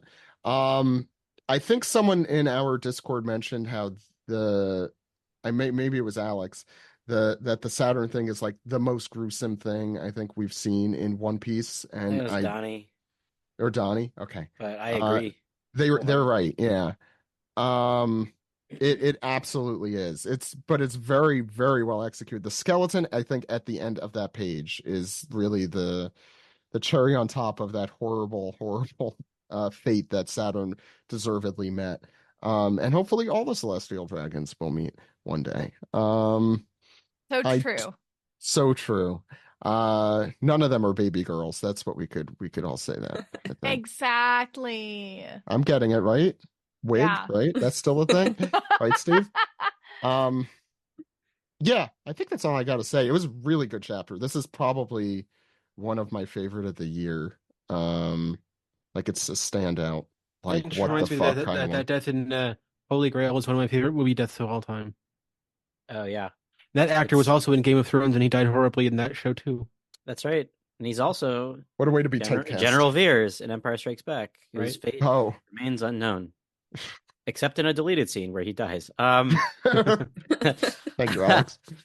Oh yeah, I was wondering whatever happened to him in that movie. Julian Glover is the actress name. So before we go, there's two things that I meant to bring up. One, I love the panel where Eric goes, well, there goes Punk Records, and you see it just sort of floating up, like yeah, it's just super comical. Yeah, and then there's like this this lovely sunburst. It reminds me of the Wilsiak South Park episode where you just see the whale get whale beach on the moon. Jesus Christ. And I'm surprised we didn't even mention this at all, but Saturn's death has major implications for the fact that Devon now has, the ability to transform into Saturn. Like yes, I meant to bring that up. Yeah. Either it's going to be like now she can use that awful power, or she'll try to infiltrate Mary Joie and get completely obliterated, because that would be hilarious. You can't fool me. Saturn's overconfidently. Dead. That's right. Yeah, that's a that adds a whole other layer. Like we had been thinking with the Devon stuff that she was gonna, it was more ominous before. Actually, it's kind of weird to have that. It's still ominous, but not quite like shit. I always forget about that plot line, and now I'm wondering on purpose. If the Blackbeard pirates, find out that Saturn's dead, they're like, "Oh, shit." That wasn't why they weren't there for that. No, but I'm saying if they find out, they'd be like, because they obviously Devon touched Saturn purposely to gain his likeness. So I mean, I think she did that because she saw the opportunity to do that. That could. Yeah. Oh, I think that could give him power of the Seraphim. So that is a much better. Yeah, that's a really good point. There it is. Yeah. And also, would Figureland actually have? Oh, I guess York might be able to reprogram that, though. Yeah. They're waiting for his new ID to be shipped out. So. Yeah, that's the thing. Onboarding's always a bitch. I like really awful stuff. Anyway, York is also interesting. The like, I really wonder how she's going to factor into things with Punk Records still being there and her being able to connect with it, I guess. And Lilith, same thing, but for good, ironically, because she's evil. Yeah, that's it. Any other thoughts on the chapter? All right. That's end just saying we'll all miss Doberman, even though I'm sure he'll be fine and back in the next chapter. All right, let's take a break. We'll be right back.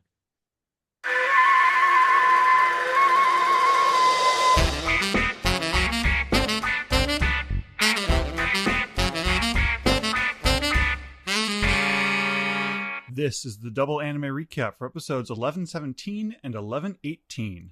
I'm your host, Sam, and today with me we have Touchstone Picture Zone Steve Yurko. Hold on, let me look up.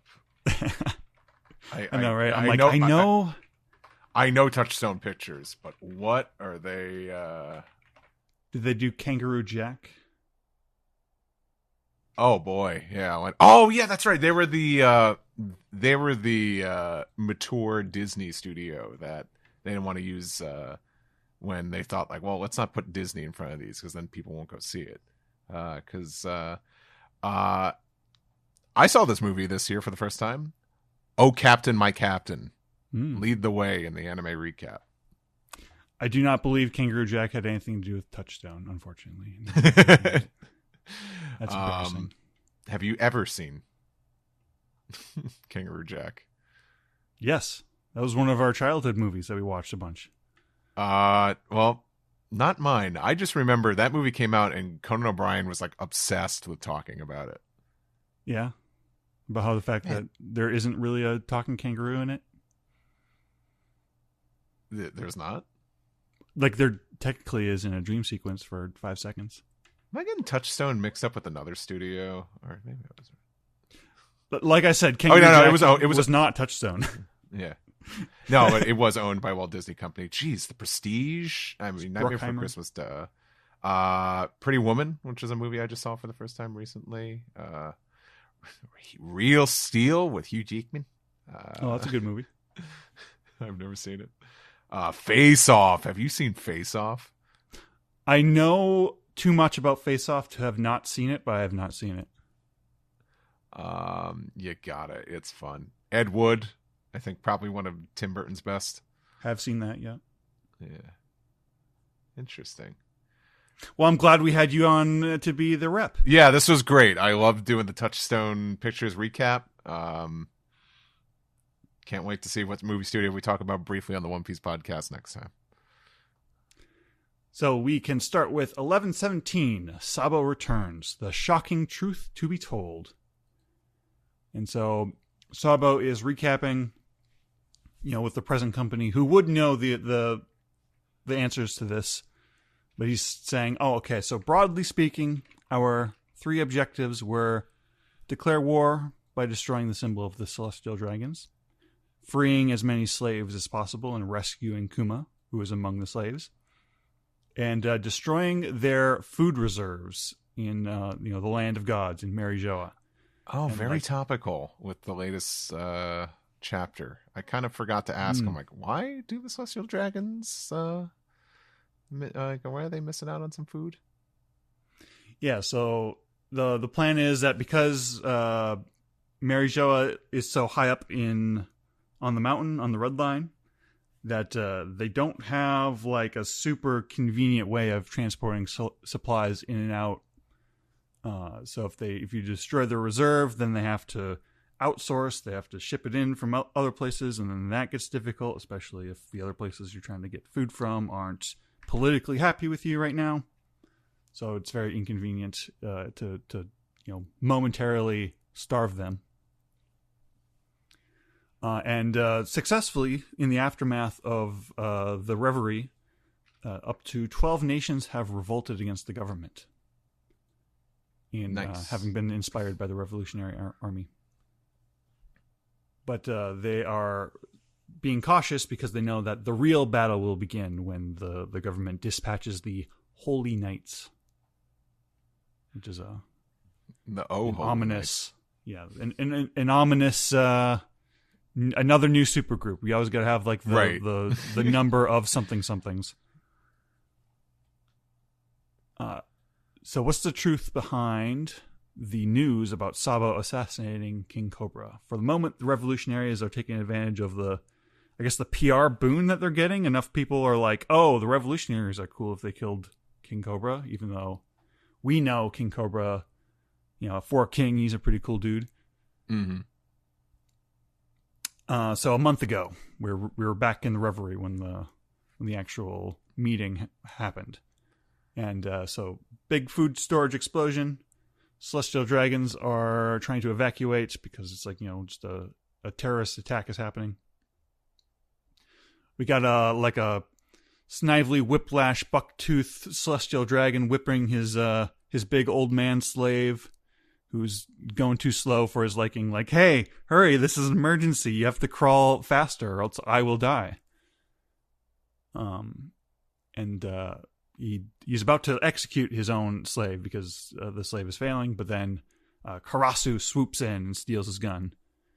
And he has an attack called Karasut, where he's got the suit fruit. So his body is made of just like ash and soot, and he makes these crows out of the soot. And then the crow can go and communicate better than Karasu himself can. The crows can communicate and give instructions to the various slaves and give them kind of an escape route. And just in time for the eye catch, Fujitora and Ryokugyu arrive.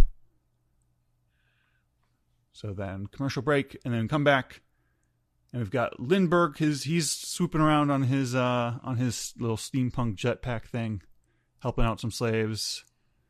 Karasu and Fujitora clash. I kind of like I like the art style shift here. It kind of goes that shadowless effect, that sort of letting the line work do the expressing.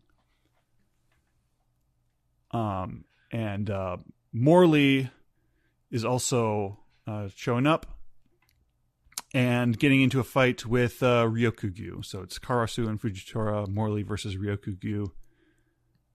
And off to the side, some former CP9 members, familiar faces who are now part of CP0 alongside Rob Lucci.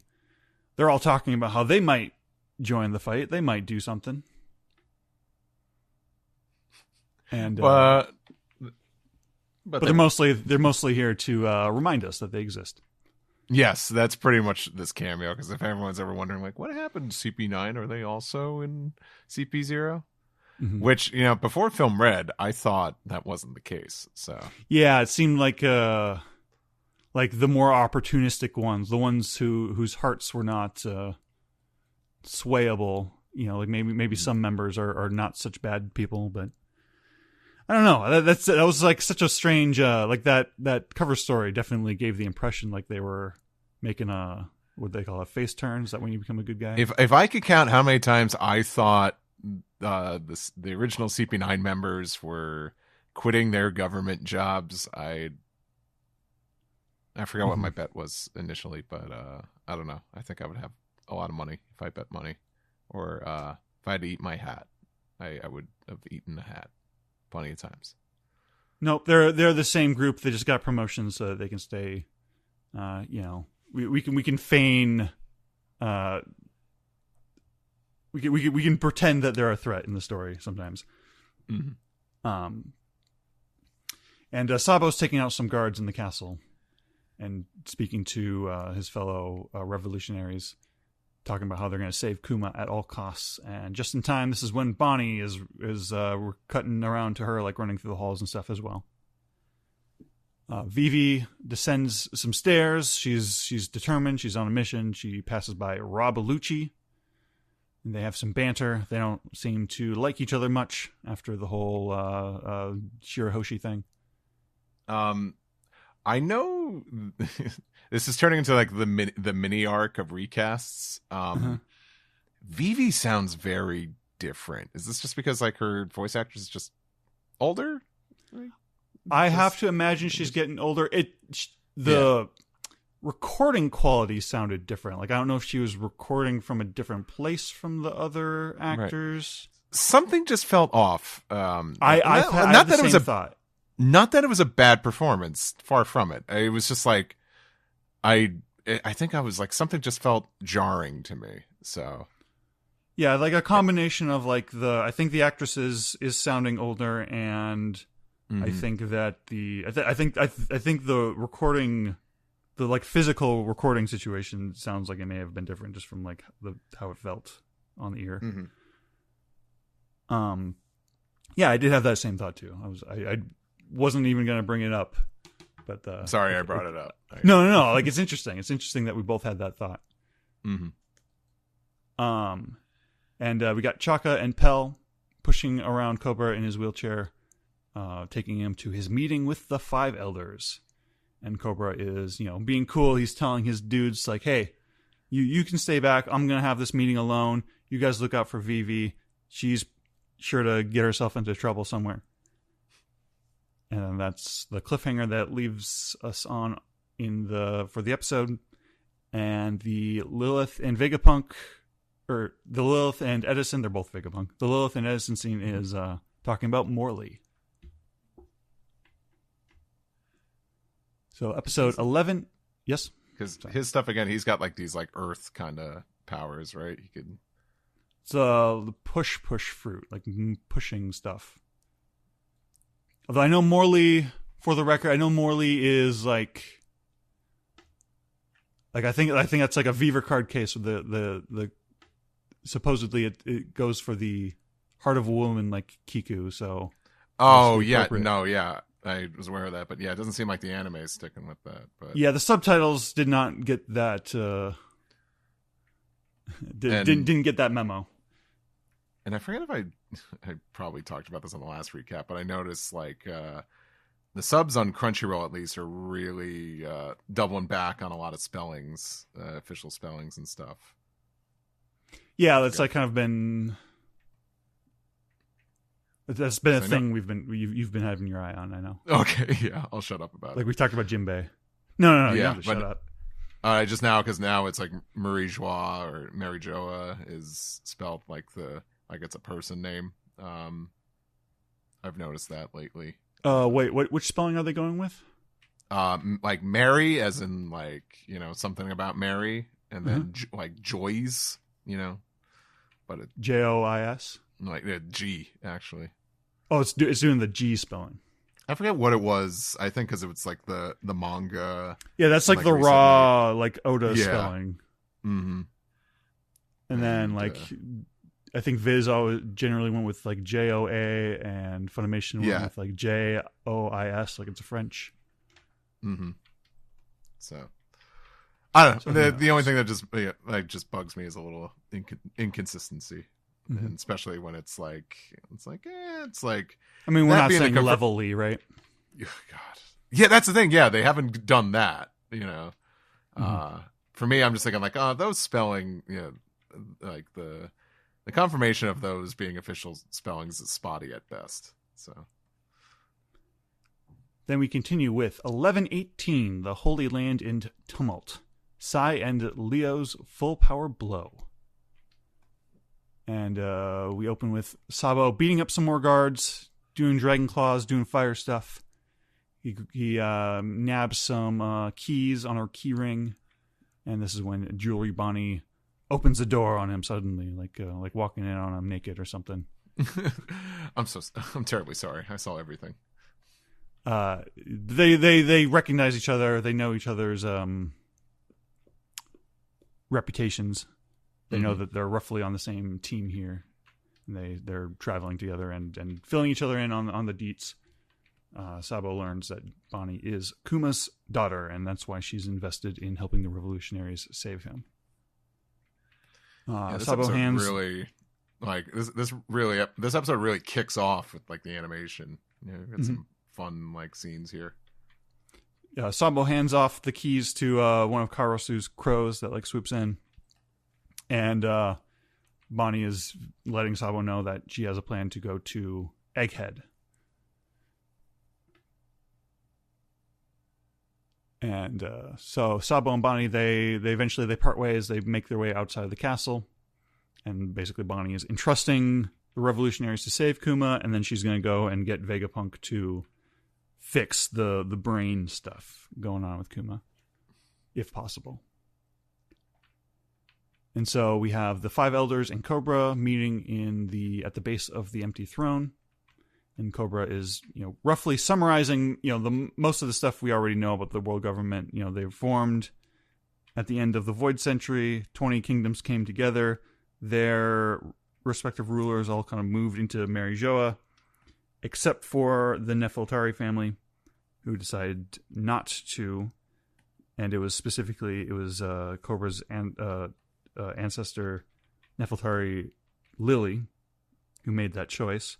But then also, mysteriously, there's not really much of a record of Lily returning to Alabasta. She didn't make it. It was her brother who took the mantle of royalty of king in her place. And the elders are all claiming ignorance. They're like, I don't know why that would be. We don't know anything more than you do. And Cobra then starts to ask them about the D. Why is Cobra invested in the will of D suddenly? And then we come to that brings us to the eye catch of the episode. And I think it's like right around that part too, where I'm like, I'm really loving some of the wide shots. It's just, this is like real. It's like like the anime's doing a great job, really like selling this as eerie and uncomfortable. Just in this large, giant, dark kind of throne room. It's great. Yeah. And so we come back, and Charlos is trying to enslave Shirahoshi again. I was like trying to remember the order of events, because the last time this happened, we saw it like hundreds of episodes ago. Yeah. But I guess like the Mjosgard thwarted the first attempt that Rob Lucci was enabling, and now another attempt is happening, and Mjosgard is letting like Sai and Leo and the Boshi brothers, he's basically giving them permission to retaliate and save Shirahoshi, and like he's like, oh, this is all on me, any damage that happens. And so Sai and Leo going for a big elongated like spinny Sonic the Hedgehog kicks onto Charlos's head, and they just pancake his ass into the ground. So satisfying. It's funny that like his deformation is so cartoonish, but you got like the onlookers being like, he's dead. They murdered a celestial dragon. The admirals are gonna come for them. Yeah, and wow. I remember. Yeah, it's like comical, but yeah, they're taking it like that, and I don't know. Not my first rodeo in One Piece, and I'm like, how funny if that is how he died. You know what? I would just like the least convincing way possible. I mean, we're in a new age of One Piece where characters are dropping like flies. So sure, like I wouldn't be shocked, but I'd be like, you know what? Good, you don't get an honorable death. You should go out like a cartoon character. And, Kuma is Charlos's slave, who's like readying a laser beam to fight back against our heroes. But then Morley appears and grabs Kuma. And Morley's like, no, Kuma, we're here to save you. We love you. And back in the throne room, Imu is making their appearance in front of the elders and in front of Cobra. And also one of the things Cobra was re-explaining to us earlier was the idea of the empty throne. It's supposed to symbolize that there is no one ruler above all the other countries. And there's this one character who exists just to spit in that idea's face. Just to be like, symbolically, yes, I am the ruler. Take that. And trying to look up, I didn't write down what is the emu gets like one word in here. Yeah, I remember and what it's they saying say. Lily, and the actor's uncredited. Yeah, like it's definitely like there's like a couple of voices in there, I think. Yeah, Like, I could tell they're playing into the kayfabe here, and I like it. I like that they're making it challenging. Yeah, I mean, I'm guessing the anime staff probably doesn't know the answer either. It would be my guess as to whether this is supposed to be a man or a woman. Yeah, I wouldn't be surprised if it's like a little bit of both, because I kind of I hear like a more higher pitched, like feminine voice in there. Well, it reminds me of in like Shadow of the Colossus. There's like a god character you're talking to, and like it's like two voices speaking at once. It's like a female voice actor and a male voice actor in sync. So it kind of gives this kind of otherworld. Like I feel like there's got to be something like that going on here, where it's like it's a couple of voices and it's a few voice modulators. Yeah, I wouldn't be surprised. And like when the character has like a full reveal and we finally understand who they're supposed to be, you know, maybe they'll settle on a completely different voice then. But for now, I like that. Mm-hmm. General thoughts on these two episodes, Steve? Yeah, I like both of these episodes. I think the first one was fine. It was definitely more like an exposition one, but I think this second episode really started cooking. I really enjoyed a lot of the action animation. I really like the moments with Bonnie and Sabo, two characters who I think I never thought I would imagine. Like I would imagine seeing them together, and I kind of liked like their chemistry together. And like I said, I really like the direction and the tone with the scenes with Cobra and the elders, and the last scene with Emu was great. It's such like that does feel like kind of like a mic drop kind of moment, like oh shit. Like I think the soundtrack is good. Alex might not like it because I could tell it was more synthetic instruments than actual orchestra music, but I think it was still like a good song to play for this moment, because it's an old show and we reuse a lot of tracks, and this episode was no exception, but I think they made a good choice. Yeah, I thought these episodes were solid. I didn't really have like nothing like super stood out to me, and nothing super like good or bad. I think they were perfectly functional for what they're doing. I do think that I think it's interesting getting a little like peel back on the revolutionaries' methodology, and I think that the kind of mysteries of what's being teased between Cobra and the elders and Ibu is super interesting and exciting, but I feel like the juicier stuff is still to come. So like these are more, these episodes get the job done to me, so I don't have like super strong feelings about either of them. Yeah, I think they were still like pretty entertaining episodes, and yeah, not bad. It's a little frustrating getting like the repeat of the Charlo stuff. I think that is one feeling. Just in general in the story. Well, I was like going through my mind, rebuilding the story as I know it. I'm like, wait, did I forget that we already did this? Like, is this like a, oh yeah, like is he just capturing her again and we're whacking him again? I totally forgot that this did happen again.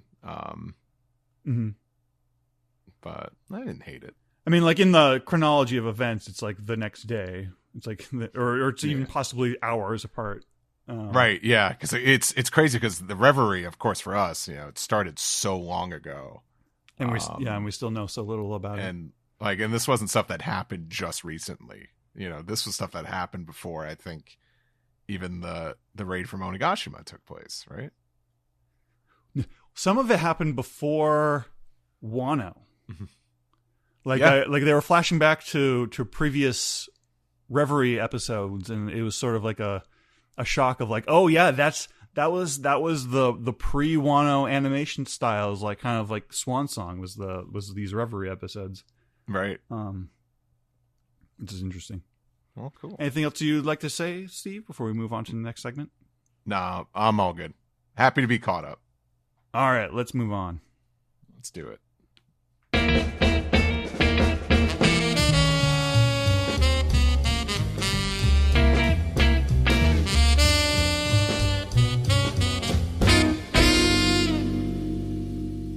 This is the Piece Together segment where we take your questions, comments, theories, upload it to the cow to the fuck. I suck. To the cow. No, I'm doing Upload it it to the cow. Yeah, keep it. The lady don't cut it. Yeah, No. can we change the episode title? Yeah. Ed, what's the first of the? We take your questions, comments, theories. The first of these segments is called Ed. Zach, it's called Dispiece. Thank you, Ed. And Alex is going to go through our questions from Discord from our Patreon subscribers. Alex, go for it. Yes. Well, we'll start with 48 Sword Style. Too many. Yeah, that's way too many swords. I'm not sure where you're putting those. He says, well, that was a doozy of a chapter. The moon joins the planets on the 5 elders. Do you think Saint Mac tonight is going to get a mysterious power like the rest of the elders? And now that there are 2 swordsmen, which one is Zoro going to inevitably fight? You know, if I may, I don't think that we're going to see Straw Hat matchups with these guys. No. We've already seen like enough of them trying to fend them off, and I don't know if we need to see, them fight. But that's just me. I really think Oda is. I think Wano may have.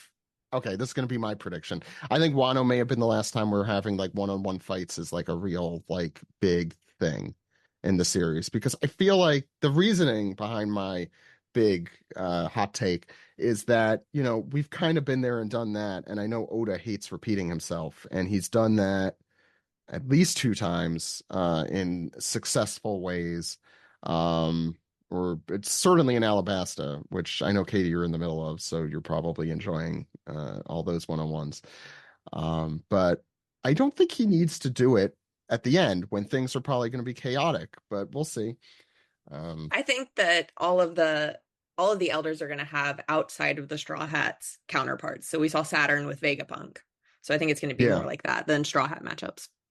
I like that too. I mean, Oda has so many secondary and tertiary and quaternary characters and so on, that it could really be anyone at this point. And he does seem to love them more than the Straw Hats sometimes recently. Also, Elder Stars, I think, as a translation, has really been vindicated this week versus planets.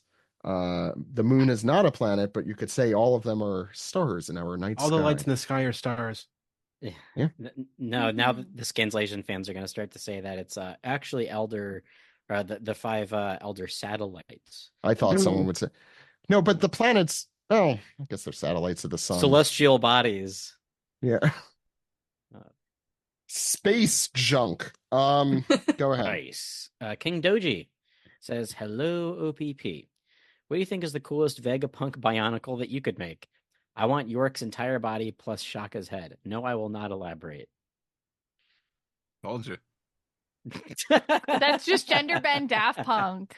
100%. Yeah. Did you see any of those at DragonCon? Because I feel like that's no, but I did see a big, a group of Daft Punks and one Dead Mouse, and I was like, okay, you guys are still going strong. And then whoever the Marshmallow Head guy is, I don't listen to his music. What's the Michelin Man? What? The Michelin Man? Yeah, the Michelin.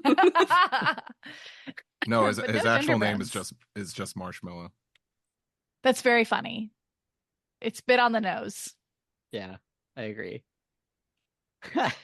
Anybody else have anything to say about? I was just going to say, what happened to Craft Punk? Is he still kind of bumming around? Okay, what's the next question? I started laughing because this person's username, Al, let's have sex, says, hey, OPP. What a specific reference. What kind of bagel would each of the Vegapunks like to eat? P.S. With the exception of Yamato, Oda should never draw men's butts. I I'm sure everyone disagrees here on this show about that last part. What? I didn't. It cut out. I didn't hear. This person says, with the exception of Yamato, Oda should never draw men's butts. I think York would have one of those cinnamon raisin bagels covered in sugar. It's got the most calories. I was just gonna say, I hear Brodsky yelling from Chicago. Yeah. I feel like he can draw at least Sanji's ass. All I know from Brodsky is that Killer's ass is apparently fantastic, and I don't know anything about that, but you're right about Frankie. He does need to have that thing out. That's true. He's literally had I mean, what are you talking about? Oda actually has probably drawn more men than women in that respect. Bold statement from Zach there. No, before Egghead, I think. Egghead, probably corrected that record. Yeah. Bagels. Who did you say had cinnamon raisin, Ed? York. It's got the most calories. Yes. That's a good answer. Although they have those, or I guess a cronut is not a bagel. Cronut? What's a cronut? I think Shaka would have plain or whole wheat. Feels right. It's no What's nonsense. the most evil kind of bagel? The rainbow.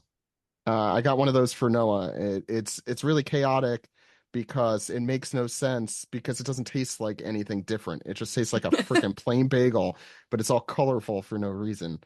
It's like a complete false advertising. So I'm giving that one to Lilith. Also pride, I guess. Yeah, anyway, any other bagels? Was Zach an antagonist from Pleasantville here? What is that little rant? The rainbow. Yeah, I don't want any more colors in anything. Everything must be monochrome. I am colorblind, so let's get that done. Yeah, I can't think of any other. Yeah, I don't know if I could think of any other bagels. Yeah, everything bagel. I mean, onion Pythagoras. bagel. Well, what about Zatar bagels? Those are pretty hot right now. Yeah. I'm trying to. On the spot. Well, I mean, Edison is the everything bagel because he's the everything. Right. Now. Edison is now an everything bagel. Yeah. The Edison Brothers Bagels Company. Steve, draw that one. Yeah, draw that one. Cram's back with a brand new handle, of course. Figure Cram Darlin says, "Hey OPP, banger chapter as always. How grim and brutal was that? I love that Sir Finger Hand Garlic's hair and beard are a star from the front, and we get that reveal when he replaces Saturn. Also great to see the revolutionaries finally caught up on what we all realized with Vegapunk's speech. Now that you can't get your beef order, what substitute food order would you choose instead of getting during this food shortage? Have a great week." I mean, I think fish is a great substitute. Carnitas. Pop up store, actually. I'm gonna switch that back around. Or a euro. Okay, now you're just pandering to me, Ed. Yeah, that's the Chicago again. Sorry. I'm surprised Vero has not suggested tofu. I'm sorry. I'm looking at Yaoi. How dare you? I thought that other really bad joke was the reason you're out, but this is go ahead. No, I haven't heard the last 3 minutes though, so I was like, damn, I hope this isn't a joke that I would think is funny. Sorry. So, the professionalism on this podcast is through the roof. For a professional podcast. As usual. Alex, you go ahead. Do you What? Do you want your Thunderdome or not? I want my Thunderdome. I want my Thunderdome. I want my MTV. I want my Thunderdome. Straw Hat Pirate 9 says, "So much for Saturn. Make way for the moon, lol. But seriously, that was terrifying. Emu decimated him. It was scary to read, but also kind of satisfying. I hate Saturn so much. I'm so glad Edison still has a bod and that the other Vegapunks are still alive. Like Lilith said, yay. This was such an amazing chapter. I can't remember who said it, but I think someone on the pod had mentioned Weatheria having some sort of connection to Vegapunk. Absolutely called whoever did say that." Yeah. We also mentioned it with the cloud thing recently. I don't remember how recently, but a few chapters ago. Although it made me kind of regret that we saw so little of that. I wanted more with area stuff. I like with area. Go ahead. I don't know if there's any. There's a few more. We're still going. No, I mean I don't. Yeah, go ahead. Oh. I thought you meant in that specific question. I know we have a lot more. Go ahead. Oh yeah. Sailor Carnes Universal says, a few weeks ago I said Shaka was alive, and I'm glad to be proven right. I wonder how York and the other satellites will prevent cross communication in the future. Definitely a situation where we don't want the right hand to know what the left hand is doing. Word. Okay, we get another question very similar that we answered already from Narthon. If you lived on a wolf, which wolf would it be? I choose Chambord Wolf. I'm chilling on White Claw Wolf. Wow. Craft beer wolf. Yeah. Yeah. You know what? Amaro Wolf for me. Amaro Wolf. And it also has Uzo Wolf. Ooh, that sounds good too. I'll be boring and just say Sake Wolf. Taste. Because I'm a weeb, I guess. Yeah, are you hanging out on what's it called? What's the Chicago liquor? Malort. Yeah, Malort Wolf. Yeah. Not Pilsner That's where Wolf. they put the really heinous people. Natty Light Wolf. Natty God, Ice. college. Yeah, I'm just Beast is what colloquially. What's the Five Loco Wolf? Beast Wolf. Four Loco Wolf, right? Four Loco. I added one. 5 Loco. Don't get too crazy now. Well, we don't want to be on copyright infringement, you know, right? So I guess we'll move on. That was fun. Wisdom by Pythagoras. Sorry. What was? I'm trying to remember the name of Cedric Pink's kid. Oh, Gimlet. Gimlet Wolf. There you go. Gimlet Wolf. It's extra sad. Manischewitz Wolf. Oh, I'm there. You'll die of diabetes before you get anywhere. That's right. Yeah. That's more logo too. Yeah. Wisdom Pythagoras says, "Hey yo, OPP, what a crazy chapter this week. Is the Egghead arc? If the Egghead arc really over if we bring Egghead with us?" The Egghead was the arc we brought along the way. We have Egghead at home. I got that reversed. That. Yeah. Well, if Viz hears that, they'll be lucky because they'll just keep Egghead on top of the One Piece logo. That's true. That's true. Jokes aside, since the start of the arc, we've been wondering if this would lead us to space travel. That ship seems to have sailed. Now that Punk Records is floating and flying away, do you think there could still be some hope? Maybe not for the Straw Hats, but for the Vegapunks. After all, I hope they float all the way into space like Laputa. Yes. Yes. Me too. Agreed. After all, they do seem to be heading for Haradas, who is a beer cunt, just like Eneru. Thanks, OPP. Or Bilkan. I don't know which one we like to use, but yeah, the same sort of Sky Islander. I forgot they had wings. They were actual Sky Islanders. I don't think they had wings. Area. I didn't think so either. But I think that didn't Eneru rip off his wings and put on the drums or something? Yeah, apparently. He was of a different. Yeah.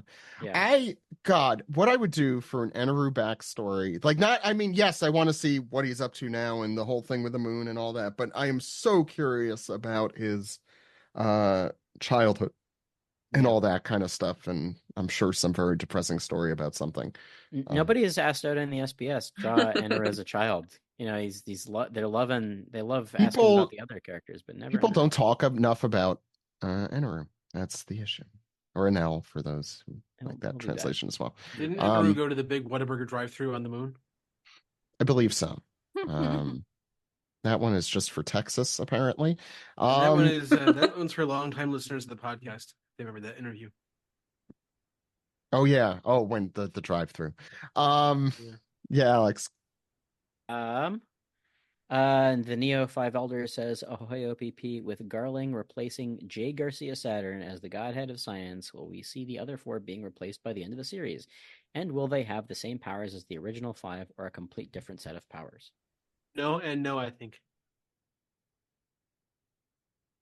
Other more interesting characters will show up. I think the entire system hopefully will be destroyed by the end. I hope there are no more 5 elders and all of that, you know? Um, yeah, I can't imagine anything of the system that currently exists being in place at the end of the series. But I am interested in how the people evolved through time. The five elders evolved through the millennia. Because the one thing I am now sure of is it was not the same five at the beginning of this system as it is today. Certainly not today, but yesterday. Did Emu always had the same powers, or did they change over time as well?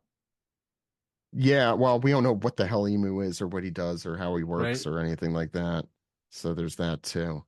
Alex is preoccupied at the moment, so I will ask the next question from Reverse Eyewolf, who says, "Hey OPP, how old do I have to be to become one of the elders? Is 33 old enough? I'm older than Wapple, so that feels very old." I Very feel good like question. you gotta put like 3 more years on, you know? Yeah. You gotta get some gray in your beard before Yeah. you get I to mean, be the. Garling doesn't have any gray hair, right? He's a redhead, isn't he? No, I think he's gray. We now. haven't seen him in color though, have we? Jupiter's still a blonde. Like he's still. That's crazy. I mean, he's Yeah, not we have young. It's We have probably not- dyed. Yeah. He's Well, no. he's a bottle blonde. Well, let's remember the immortality that they, or the agelessness that they had, could have been granted to them at any point in their lives. They don't have to Sure. be old. It looked like I he mean- did seek out a bunch of old dudes though. Yeah, Emu is very into that old man Yaoi, as we discussed. Alex, you could do the last one. All right. Hopkins Hat 15 says their catchphrase, "Hey OPP, how it be?" And continues, "I finally got me a shelf exclusively for all my One Piece manga and merch. How many One Piece shelves do you all have?" I have several Everyone hotel shelves. turns. That's Hold on, awesome. let's go one at a time here. Zach. 7 plus. I need more space for it, Yeah, that's about and right. That my sounds about wife right is to me. like, "You're done." And I'm like, "But I have more books." Ed, how about you? All of I have them? one whole bookcase for books, and that's like 5 shelves. And then there's another one for like guidebooks and art books and magazines and stuff. That's a whole shelf. And then there's, not to mention all the merch shelves. So there's another 3 or 4 there. Mm-hmm. Yeah. Steve, how about you? You can look right at him. It's just his whole You're apartment. muted, Steve. Yeah. I thought I had unmuted. It's complicated because there's a big shelf that's pretty much full. There's like a Sanji shelf that's pretty much full, but then there's like a overpour,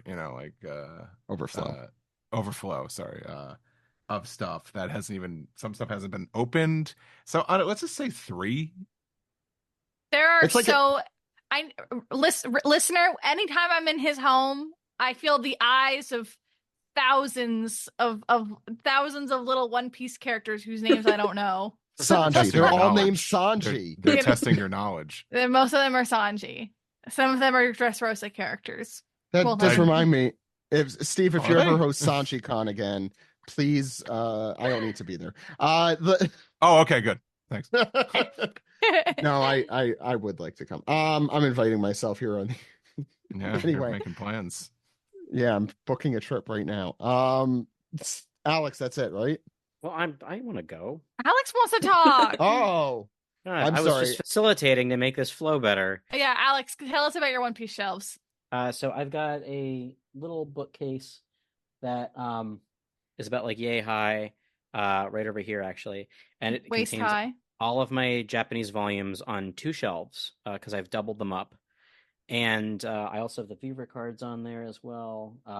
And there's a little tiny cabinet in there that I have all the color walks in.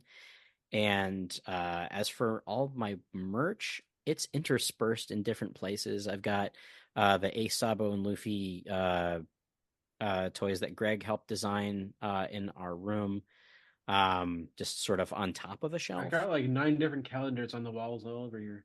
Yeah. Mhm. Yeah, I've got one calendar on the wall, the current one, and at work, I have a whole bunch of One Piece crap all over my desk. So I don't know, like, if I can really say that I have One Piece shelves. I have some Blu-rays on the shelf there too. But for all intents and purposes, this one right next to me is my One Piece like bureau. Hell yeah, Do you have Katie. more? Oh, so Katie, yeah, sorry. I want to know, does Katie have any? No, yet? I do too. I'm assuming. Like, have you been buying? I started buying immediately. So I've got like 30 volumes ish. That's Hell just yeah. like one shelf. And then I've got another shelf which is like random merch, and then one shelf that's entirely Kaku stuff. I was gonna say, what is like the state of the Kaku shelf? So I love that. Yep. We love that. I've got the Sanji Shrine, the Nami Shrine. I actually don't really own any. All of my One Piece volumes that I own are ones that have been gifted to me, and I'm just like continuing that as like a little trend. Is like if I find it at a thrift store or if a friend gives it to me. And then I have the Dojin shelf, so that counts. So whatever. Look at you buying hard copies of Dojin. Thank you. Mandarake helping the economy. It's a blessing.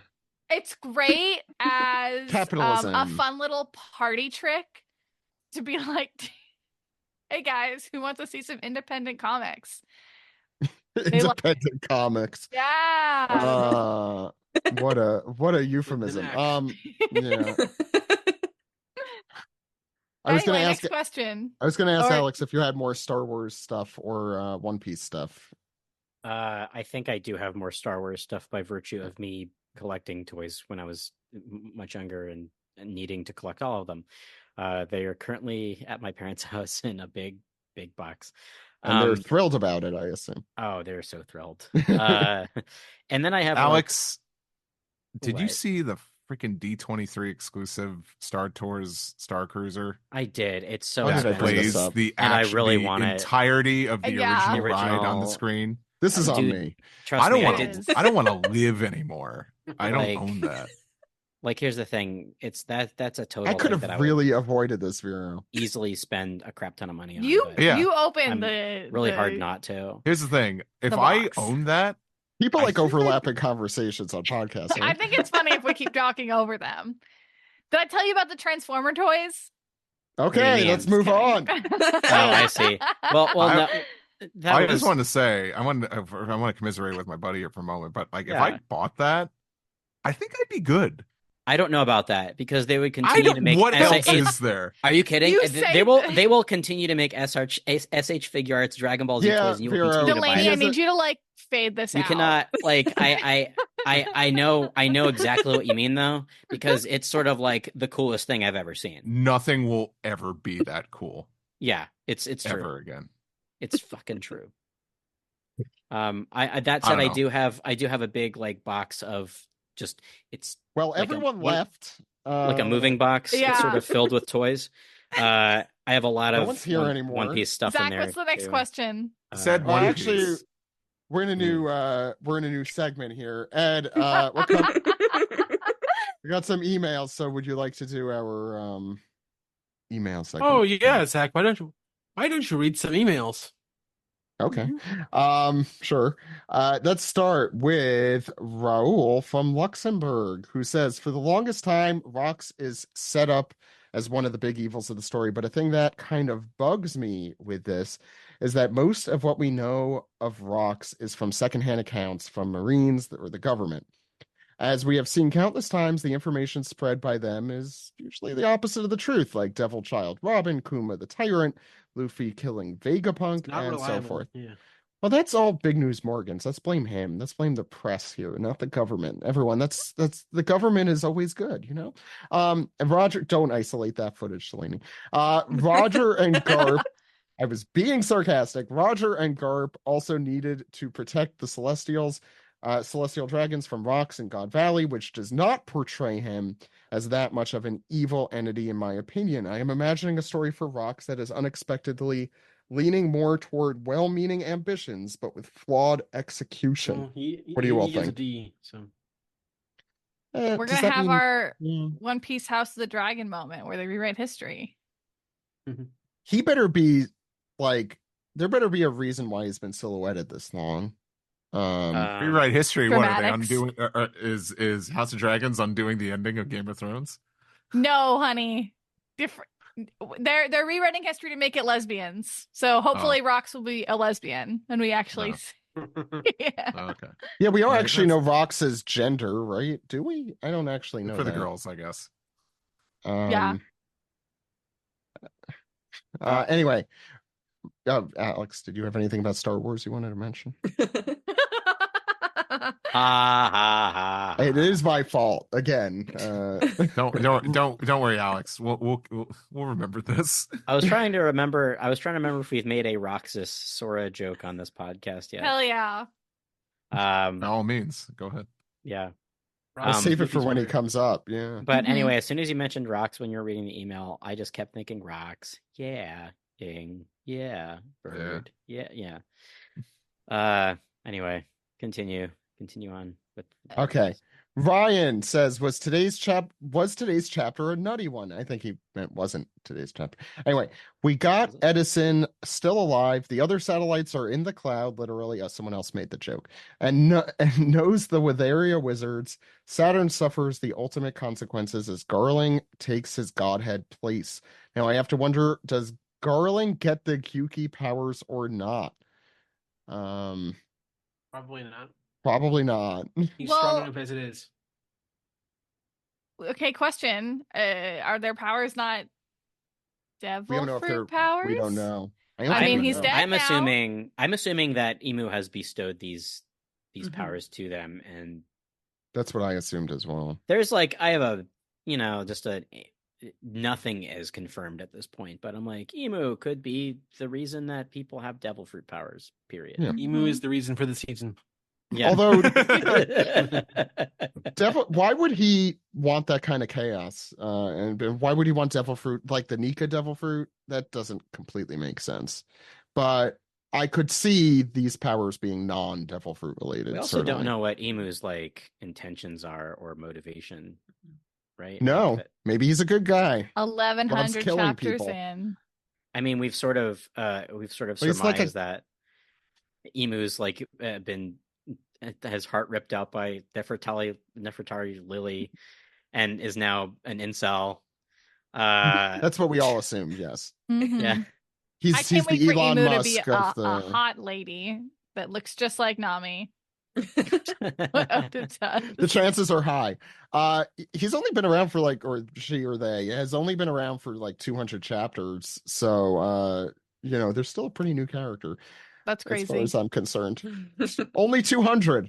Very small fraction in the series. It would be funny, if how there's this kind of this factory or just storage of all these Vegapunk satellite parts. They have it for the one female body type in One Piece, and it's the One Piece character female factory. It's all right, so we just take the base. She's got different hair. Good, get out there. You're a brand new character. Huzzah. Dracula factory. I have one last email here, and it's going to depress everyone. This one comes from John. Hi, OPP. I've heard you mention a few times recently, including in this episode, how upsetting it is that Wapple is only 31 years old. But yes. I just wanted to let you know that it's actually slightly worse than that. He was 27 when introduced, and is only 29 years, and is currently only 20. Well, no, I guess that doesn't make any sense. I guess he was 29 years old when he was introduced in the series. That also means that during the flashback where he slapped 10-year-old Vivi at the Reverie, he was 21 years old. And he was 22 when he tried to execute Dr. Hiroluk. The man's 20s have been quite eventful. Grown-ass man beefing with a child. Get a job. Therapy. Get off social media. That's what every day on Twitter is. I'll go to argue with somebody on their opinions, and then I open the bio and it says they're 13. I'm like, never mind. I'm putting my sword away. Wapple and Emu are both on Twitter. I think that's confirmed. I do that a lot too. No, they both have blue check marks. Yeah, that's absolutely true. Another one. Yep. Several of them, and weird badges or whatever the hell they're doing. Alex, you were saying? Oh no, I'm with Vero. I definitely had a situation the other day where I was like, I'm going to retweet this and make a really snarky comment about it. And then I was like, oh, They were born in like after 2015. 9/11. Like, And the I'm year not that starts gonna. with 2. Yeah, And that also has a 1 in it. Yeah, I'm not gonna like. I'm not my battle to fight. I'm too old. I mean, let's remember people born in That's 2010 maturity. are 14 years old and can totally be on social media. Oh, Yeah. And they are. And they are, and they're probably most of social media. I just assume. and they're mean. They really are. Yeah. Look, middle schoolers have never stopped being mean. Okay, that's like just part of when you enter into middle school, you enter into a like, I don't know. My thing about middle it's schoolers, they worst. understand emotions. They do not understand empathy yet, and thus they are scary. Yeah, I'm still waiting for my toddler to understand empathy. Yeah, I remember going into the 6th grade, like Bart Simpson going like kindergarten, saying school will be fun. Yeah, I did that too. Yeah, I did as well, and I learned the hard way. Because elementary school is kind of fun. I like school starts out fun and then gets painful because you're a baby. Painful. That'll do it for that segment. Speaking of, we have some Yaoi Thunderdome coming up. Woohoo! And then and all of that. So we'll be right back.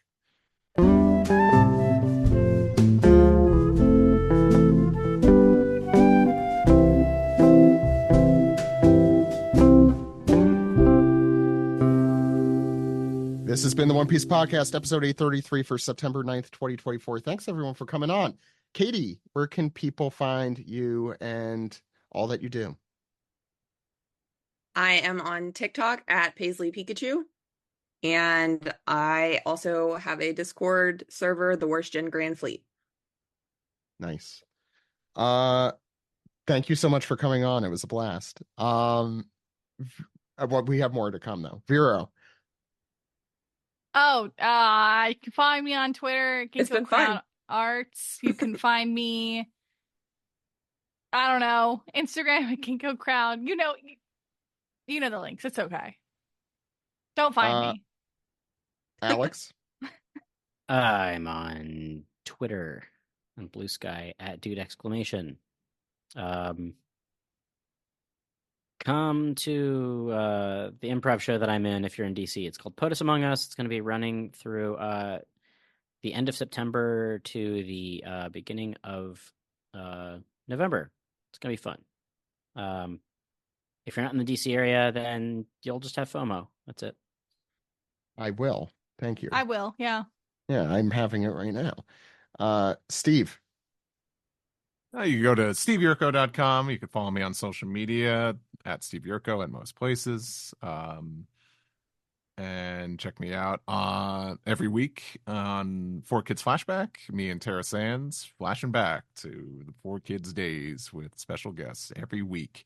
And you can listen to me every day on ProZD Plays Games over on YouTube. Yeah, please check out 4Kids Flashback if you haven't. Some amazing guest interviews. And Tara and Steve are both awesome folks. And definitely terrific. Check out the current ProZD Plays Games where they play Super Mario RPG, and I constantly am yelling at the screen. Steve, those are my favorite. This, do that. Those are my problem, man. It's my first time playing. What do you want me to do? Steve, I've never played it, so I sympathize with all that. But I don't know. You figured out how to run. There's no indication for the timed hits. I don't know what you want me to do. You figure it out. Well, you did have a long philosophical discussion, and that I enjoyed while standing next to a beanstalk. Anyway, enjoy that. Yes, we all do. What is life? Ed, where could the good people find us and question what is death? Well, they can find us first at onepiecepodcast.com. We're still on Twitter, twitter.com/onepiecepodcast, and on Blue Sky at just onepiecepodcast.com and Blue Sky. I'm not sure how that works. No one does. You just kind of yell in the void on there. youtube.com/onepiecepodcast. We post our episodes there as well. And as for me, you can find me on Twitter still at Edward E. One Piece and just Edward E. on Blue Sky. Thanks, Ed.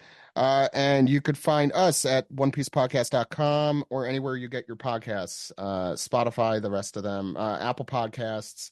And subscribe, rate, and review. Subscribe, rate, and review. And please find us on Patreon at patreon.com/onepiecepodcast. I am thinking of retiring the phone number at some point soon. And I just want to say thank you to all the nice people in the YouTube comments. We're very kind about what I said last week. I know I've disparaged YouTube comments in the past, but that was a pleasant surprise. I was really legitimately surprised how nice YouTube was. Yeah, and please listen to last week's episode for not just Ed talking about what he's been going through, but also we have a fantastic discussion all about Zosan for like an hour and a half, so you can enjoy that. It's a fun episode. I guarantee it. You can also call us at our phone number, which I am thinking about retiring, but I could talk about that more later another time. 347-497 Maji. That phone number again is 347-497-6254. Call anytime. I was waiting for someone else to do it. With your questions, comments, theories, or why you have no seat on the Jedi Council. Because I'm so arrogant.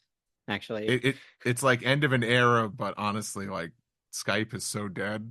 Yeah, it was funny. I had to call like a number the other day on my phone, and my phone brought up like, which app would you like to use? Your regular phone app or Skype? And I was like, ooh, no. We have that.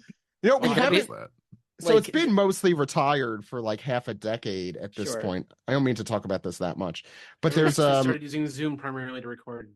There's the one that Tara uses. I'm trying to remember the name of it offhand that I might switch to fully.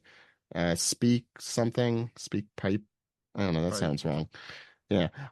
So we'll let you know, but I do like saying Maji and call anytime at the end of every episode, and we've been doing that for 15 plus years. So, I'll think about another way to do it. Get a landline, Zach. Yeah, I was gonna say get a landline. That's not the worst idea. It's a bad idea though. No, Vero, it's a terrible idea. Please, I said it's not a good idea. Can you have this podcast? I'm done with it. I would love to have this podcast. Welcome to the Yaoi Thunderdome. I don't have I'm not going to bang on the table. I have music that Kirsten had previously written that we haven't used that I'm going to give to Delaney if I remember. That could play right here. Hell yeah, beautiful. I'm going to have you guys all play against me because I only picked out 6 questions. And no teams. It's a free for all. You guys can debate amongst yourselves. But so Katie gets to be, huh? Oh, so it's like Las Vegas. We're all versus the house. Yeah, exactly. Yes. So Katie will be your spokesperson to decide the final answer. And since Katie loves our friendly neighborhood giraffe so much. Oh, you mean Hamlet. That's who you must mean. Yeah, Hamlet. Yes. Yeah. Most of these are going to revolve around Water 7 characters or just like CP9. So cool. Yes. I couldn't find any Khalifa shipping. I was like, where's the Khalifa Nami fix? Like, people, let's get it together. It's no bubble play. You already tore her clothes off once. Yeah. Look, you have to go back in time 15 years ago. Yes, the issue is that AO3 is newer than that, but I forgot the name of the website. The Burning of Alexandria. You have to go back to fanfiction.net. That's it. They burned it. How did I forget that? Awful. Okay. Man. So Alexandria. I know they got rid of it's our 4th century. Virginia. Okay. So we're gonna start with the man of the hour is Polly, actually. Oh, rope play. my special boy. Katie loves Kaku. I'm a Polly girl. It's bad. Do we think Polly girl? You don't even want it. Do we think more people are into Iceberg and Polly, or Polly and Rob Lucci? Katie, and for anyone that isn't aware, we're comparing how many fics there are in a tag. So, like Zosan has, I don't know, like 5,000 tagged fics. Like Lalu's got like 4,000. So we're kind of comparing like which one do you think has more written in it? I think Lucci. I'm saying Polly Lucci. Okay. Yeah. I don't know. I I'm think Iceberg and Polly is the obvious one. But I think it's Lucci. I feel like Lucci because I think like people. I think it's just like it's common. I think like Iceberg and Polly are for the real heads. So people like the angst too. It's true. Yeah. Plus, Lucci is a current character, and Yeah, that's. But Lucci does get paired with Kaku a lot on AO3, so Oh, okay. So that is something to consider. All right. I just think iceberg. Maybe it's because Vero retweets it and it comes up on my timeline sometimes. But I feel like I've seen more of that. But okay. I trust Katie, all of you. Your final answer? I know I've seen in my personal searches, I've seen more Polly and Lucci. And you know what? That's correct. That is, Wow. you guys I are was right to defer. As a person who lives in an iceberg poly bubble, I That's was why. very perplexed by this. I was like, what are we talking about here? I'm Look, his name adjacent is- to Vero's bubble, so I'm also confused. His name's Polly. Why can't he have both? He wants a cracker. Why not give him a couple? Well, there is a character named Cracker. Ooh, Polly and Cracker. That is a ship that I don't think the look exists. I gave you. Okay, now I speaking of Rob started Lucci. Speaking of Rob Lucci, Do we have to? unfortunately he's most of this list because the girls want to fuck him. But is Why? the question, are they shipping Lucci with Luffy or Sabo more? And I need you to consider that angst fics exist, and sometimes people ship characters and write fics about them for the fact that they hate each other. So Well, Luffy yeah. doesn't have angst anywhere in his body. I would say but Luffy because he's a like, silly guy, you know. Yeah, he's just, having Lucci is characters who not. fight and shipping them makes more sense to me than the other one. Yeah, like Which Lucci hasn't actually. Yeah, when have they Yeah, Luffy. interacted? Gold, film gold. Yeah, it was non-canon. Mhm. You know, And well, here's the thing: it's non-canon, but you have a lot of people who are anime only, and who this is like anime is their first exposure to One Piece. I think True. it's Sabo. I Personally, think it's Sabo too. I mean, I like the idea of Sabo because that is a rare pair. So that's Their fun. final answer? Yes. And I That's just don't correct. think. Oh, sorry. Oh no, you're fine. I just don't think that Speech. the Zolu and Lalu people, like, I think that that's where all the Luffy shippers are falling. Yes. Now, there were, it was 50 to 39 for this one. The other one was 58 to 149. Big gap. But, you know, they, I've seen a lot of Lucci Sabo out there. I think I see it in the same vein where I see a lot of Kobe Sabo, where they're just like, somebody out there is like, I want to write a cat and mouse fic, and I want Sabo to be hot. And that's all they do. They also have the same eyes, Kobe and Sabo. I don't know if that matters at all, but they have the same eyes. Why not? Okay, now Like we're Nami bringing it and back Vivi. around to focus on the reader. Do we think there are more Kaku and reader self-shipping fics, or Rob Lucci and reader self-shipping Rob fics? Lucci. So again, It's Rob this Lucci. Lucci. but I'm bubble adjacent. I only know Kaku fans. I don't know any fans of Yeah, Lucci. people want to pet the kitty. I definitely think this one's Rob Lucci. Yeah, me too. No Lucci. debate. Yeah, no debate. That one's correct. Yeah, Right, I yeah. don't. You know, again, there's no it's- there's no accounting for taste. What can we say? Listen, because okay, now we have to think about the demographic who writes self-insert fics, and most of these girls are being like, and then he rips open your bodice, and it takes you on the. Kaku's not doing that, unfortunately. Kaku Just- would be like, People don't "Gee, want to lady, ride I a gotta get giraffe bareback. Yeah. Like it's. I feel like Haku would take you on like a freaking Mary Poppins date. You know, you guys Yeah. would be dressed like, you know. the Also, two he of can them. like. Gentleman. A penny farthing. I mean, And like farthing, yeah. Kaku is also an expert at edging, so I think he'd have a lot of longevity there too. I am leaving. God fucking damn it, Alex. Okay. You know that Kaku is part of Shikaku, which means corner, right? Like that's the origin of his name. So he's on the edge. Yeah. So he's an edgelord. Stop it. Okay. I'm Bringing it seriously back leaving. into the family with CP9, do we think more people? This one's a bit whatever. It's Jabra focused. Are there more Jabra and Reader, or Jabra and Lucci?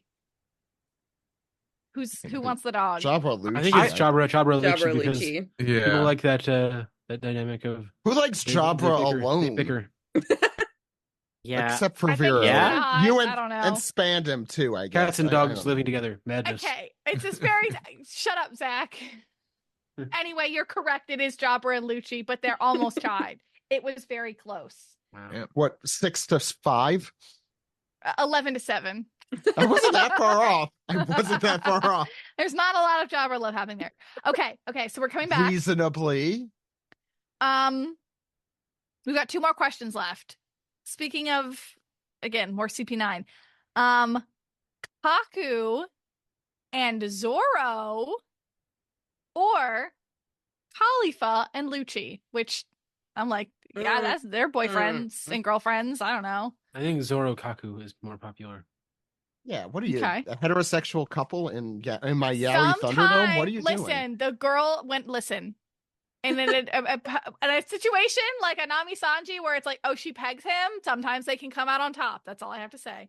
I'm going to go against my normal gut instincts and say it's the straight ship this time. Yeah, me too, actually. I feel like Kaku Zoro is too obvious. Okay. Yeah, but they also fought together. They were on the ship. Yeah, and he calls him Literally. Roronoa, which is, you know. Yeah. Who calls There him? are not that many Zoro and Kaku fics out there. I know from experience. I feel She's like like, I hunted them down. I feel like it's probably I did. I have read a few of them. I definitely think that it's the straight ship, yeah. Katie, I love your final answer? having you on for this, by the way, because it's almost like if we're at Vegas, since we have you on our team, it's like we're counting cards. Like it's It is. It is. It's like we're Say it. not 100% sure, but they know the game. They know how they're playing. Katie, you being here, it's like Unfortunately- playing this with a game shark, but I guess we're wrong. So. Is that your final answer, you guys? Well, you just said unfortunately say before. Unfortunately, you your said- final answer was wrong. The house did play you. You always bet on the Yaoi.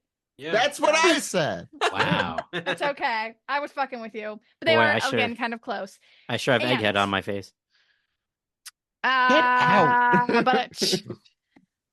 Okay, for our closing question, Okay. I ran out of CP9 ships.